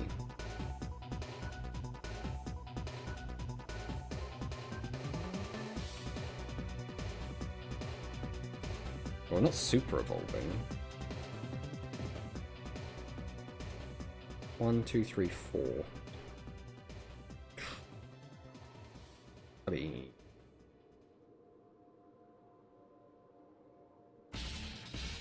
If I fall behind on Gundams, I think I just lose anyway. So... Elise is coming down.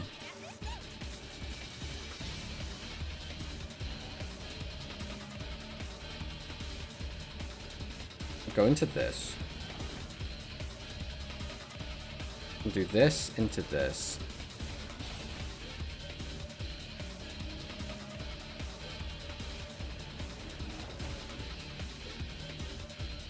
I'm going to drop this down.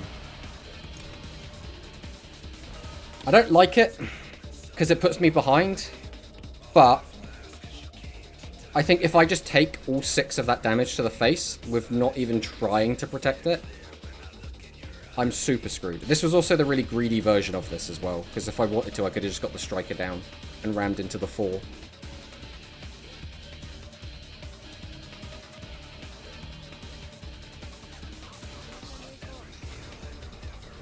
Yeah, and now this is absolutely the worst of all worlds, because he still has 3 evolutions left. I'm down to 7, and he still has a board.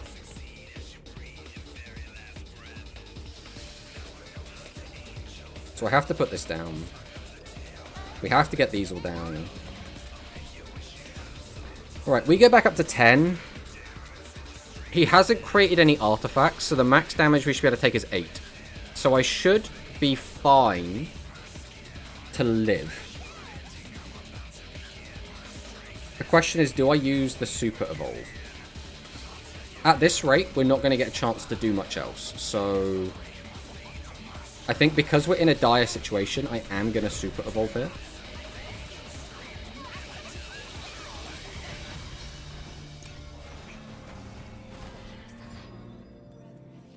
He's only on turn 8, but he could just drop an Orcus.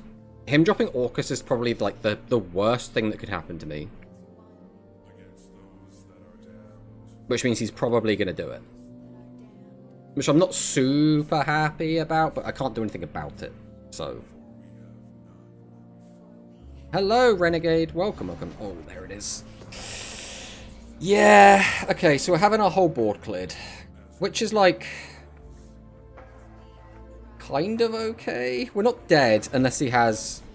because he hasn't made any puppets. So we shouldn't be dead. This should just be 8 damage.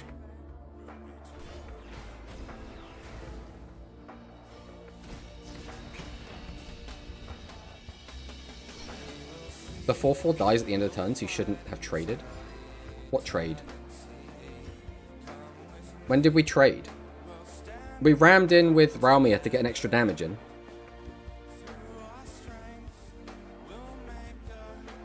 Okay, so... still can't do anything with that. We can run that in there, run that in there, use that to pop that. He'll go up to 9. We no longer have that. I could just summon it down. But then we'd still just die.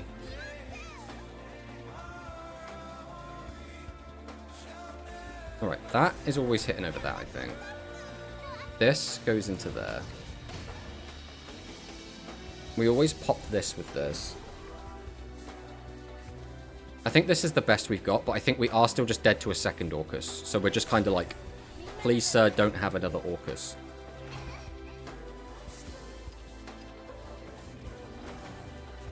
Maybe there was a better line here. Wait, did I have lethal?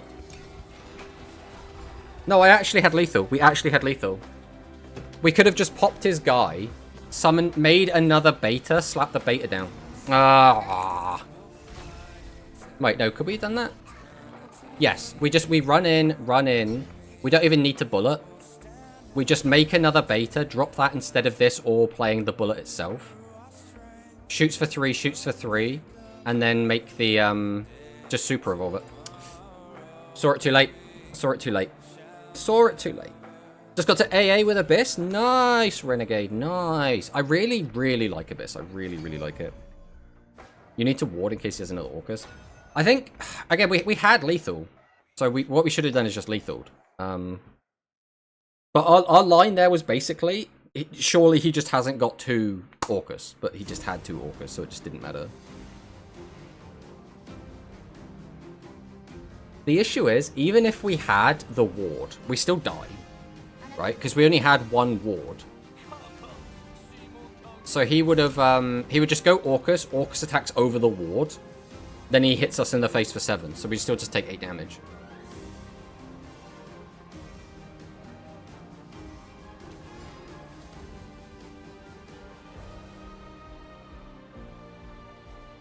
It's always so frustrating when you saw the lethal line after you've already lost.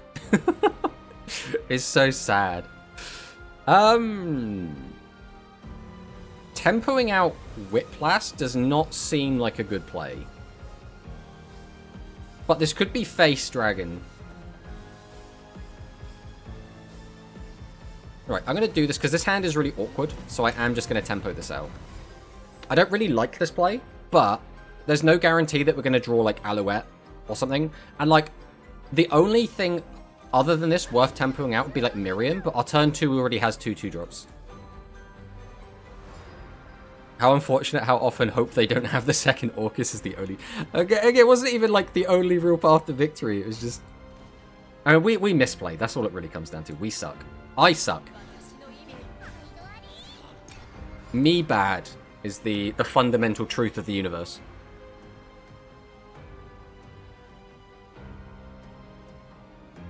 He hates the Unga Bunga face artifact so much he didn't see the lethal line with it.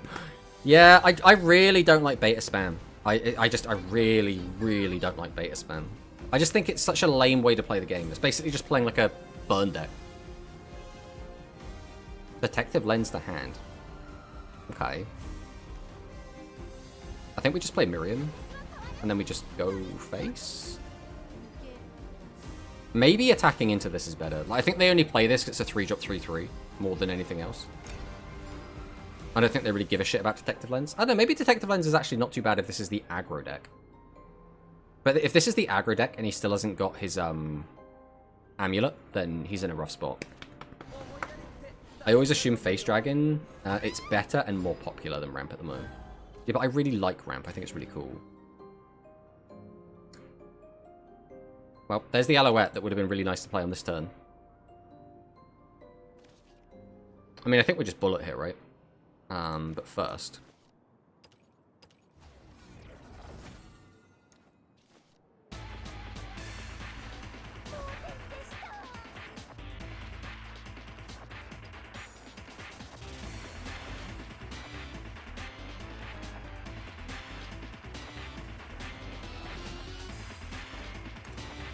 We'll evolve Miriam, because it clears the board, which is going to minimize the damage we take, and get more pieces, which is still something we also just want.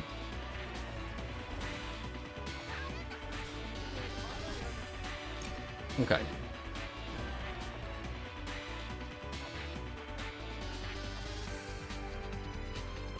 1-3 and a 4-2 looking okay. Strike is gonna do an annoying amount. My 1-3. Just hanging out. Been here since turn 1. Another 3-3. Okay. Well, there's Alouette. Alright. We will go ahead and combine these off. Because we need to make room for Alouette. Go ahead and get out Beta. Not Beta. Gamma. I'm really bad at remembering the, Shit, what are they even called? Latin? Alright. I stand by Fan Amulet is dog. I stand by that Fan Amulet is dog. What, the one that makes the 2-2 rush guys? That one. Because this is like... Isn't this like the entire Dragon aggro strat? Is this card? It's definitely Face Dragon if they're playing Detective Lens Girl. Is it even really a deck without this card? He has to evolve this, right? But you can't not.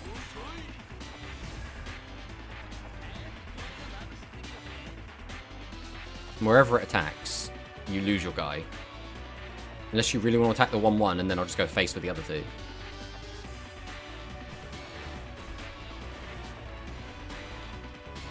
Why put the fans in without the princess? Who's the princess?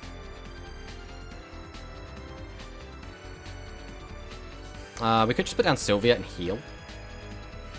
That's not a bad idea.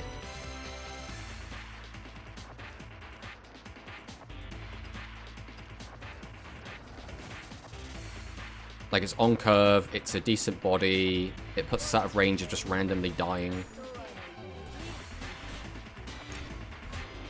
I think I'm quite happy with this. Once again, we're approaching turn 7 with no 8-drop, which is always a little bit sad, but it is what it is. Okay, Olivia comes down. That's fine. So he has to have a 2-drop follower to be able to get the Super Evolve extra effect. She's in Shadowverse 1. Ah, I see, I see. Oh, so that's the Otahime mentioned in there. Okay, so he's going to Super Evolve now. Probably clear some on my board. There's no reason not to, right? There's literally no reason not to. You can clear 2 guys. My very first play of the game is still on the board. She's still there hanging out. She refuses to die. They do run the Princess Forte. Which one's Princess Forte? That's my issue, is I don't know a lot of the names. I'm still just really bad at that. Well, there's an 8-drop. The problem is, it's the same issue we had before, where this 8-drop specifically, not super helpful right now. Because I can't leave these 2 alive. I have to get rid of them. What is the way to do so? Do I Super Evolve Alouette? Even that doesn't, like, actually clear it out. I could let him keep the 5 and go for the Realmia play.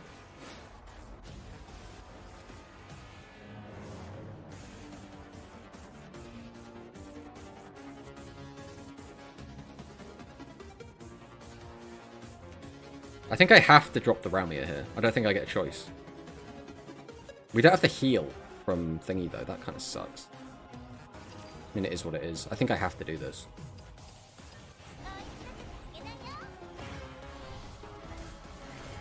We do this.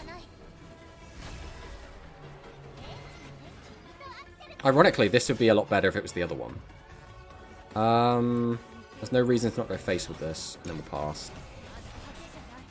We've got him down to 9. We're at 17. We have a ward. He still has a 5. That 5 is terrifying. Genuinely horrifying. But I don't think I had a way to get rid of it. The issue was I made this instead of the rush one. That would have dealt with everything I needed to deal with. Okay. That's fine. I don't give a shit about him.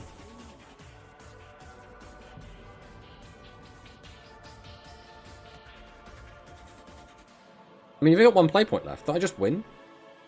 Like, no matter what you kill, don't I just win?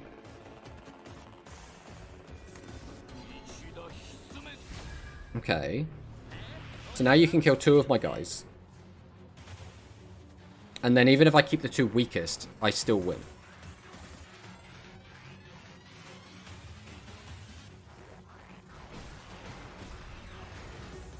One play point Dark Hole. I mean, this is just lethal. I don't even have to super evolve, right? This is 3 damage.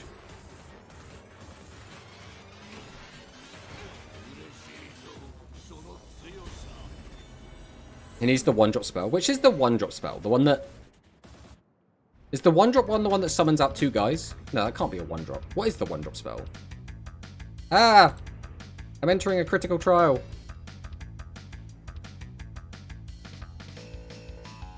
Ah! I think, though... as fun as it is that we've just gotten to this critical trial... I think this is going to be the end of the stream, lads. It is 4:05. So I don't think we can really commit to much more. Maybe we won't play any more ranked until Thursday, and we can do this on stream on Thursday. That might be the angle we do. Because I think it would be cool to do this on stream, and you can watch me flunk out of my rank up. Maybe we do that. I'm not sure. So no critical then it is. Apparently not. Is staying this. Deals 2 damage, deals 4 if he is an overflow. Ah, that one. I see. But that is going to do it for us for today. We had pretty good stream today, all things considered. We had a lot of...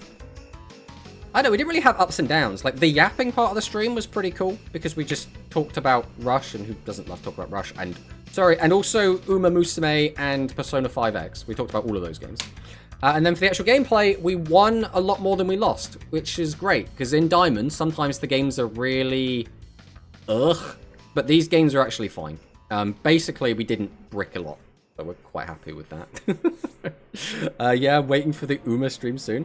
So, I know that Sam in the chat has recently picked that game up. And if there's any way I would play it, it would be off the back of people in my direct social circle, like, all getting into it. And just playing it around me, and then I would, like, potentially get into it that way. That's the only way, realistically. But we will be back again on Thursday. We should actually probably find someone to raid, if there is actually someone. Usually I would have done this by now, but I'm really bad today. We'll have a quick gander and see if anyone is around. Oh, Hao is actually playing right now. So we will go ahead and raid Hao Genesis, who is also playing... Oh, the Shah! Sorry, I need to fix that. Alright. We'll go and raid Hao. He's playing Shadowverse. He's probably playing Sword, doing Hao. So, everyone, please, if you could just hang out for the raid, jump in, say hello, just to be polite, that would be lovely. But, thank you all so much for watching, and I'll see you next time. Goodbye!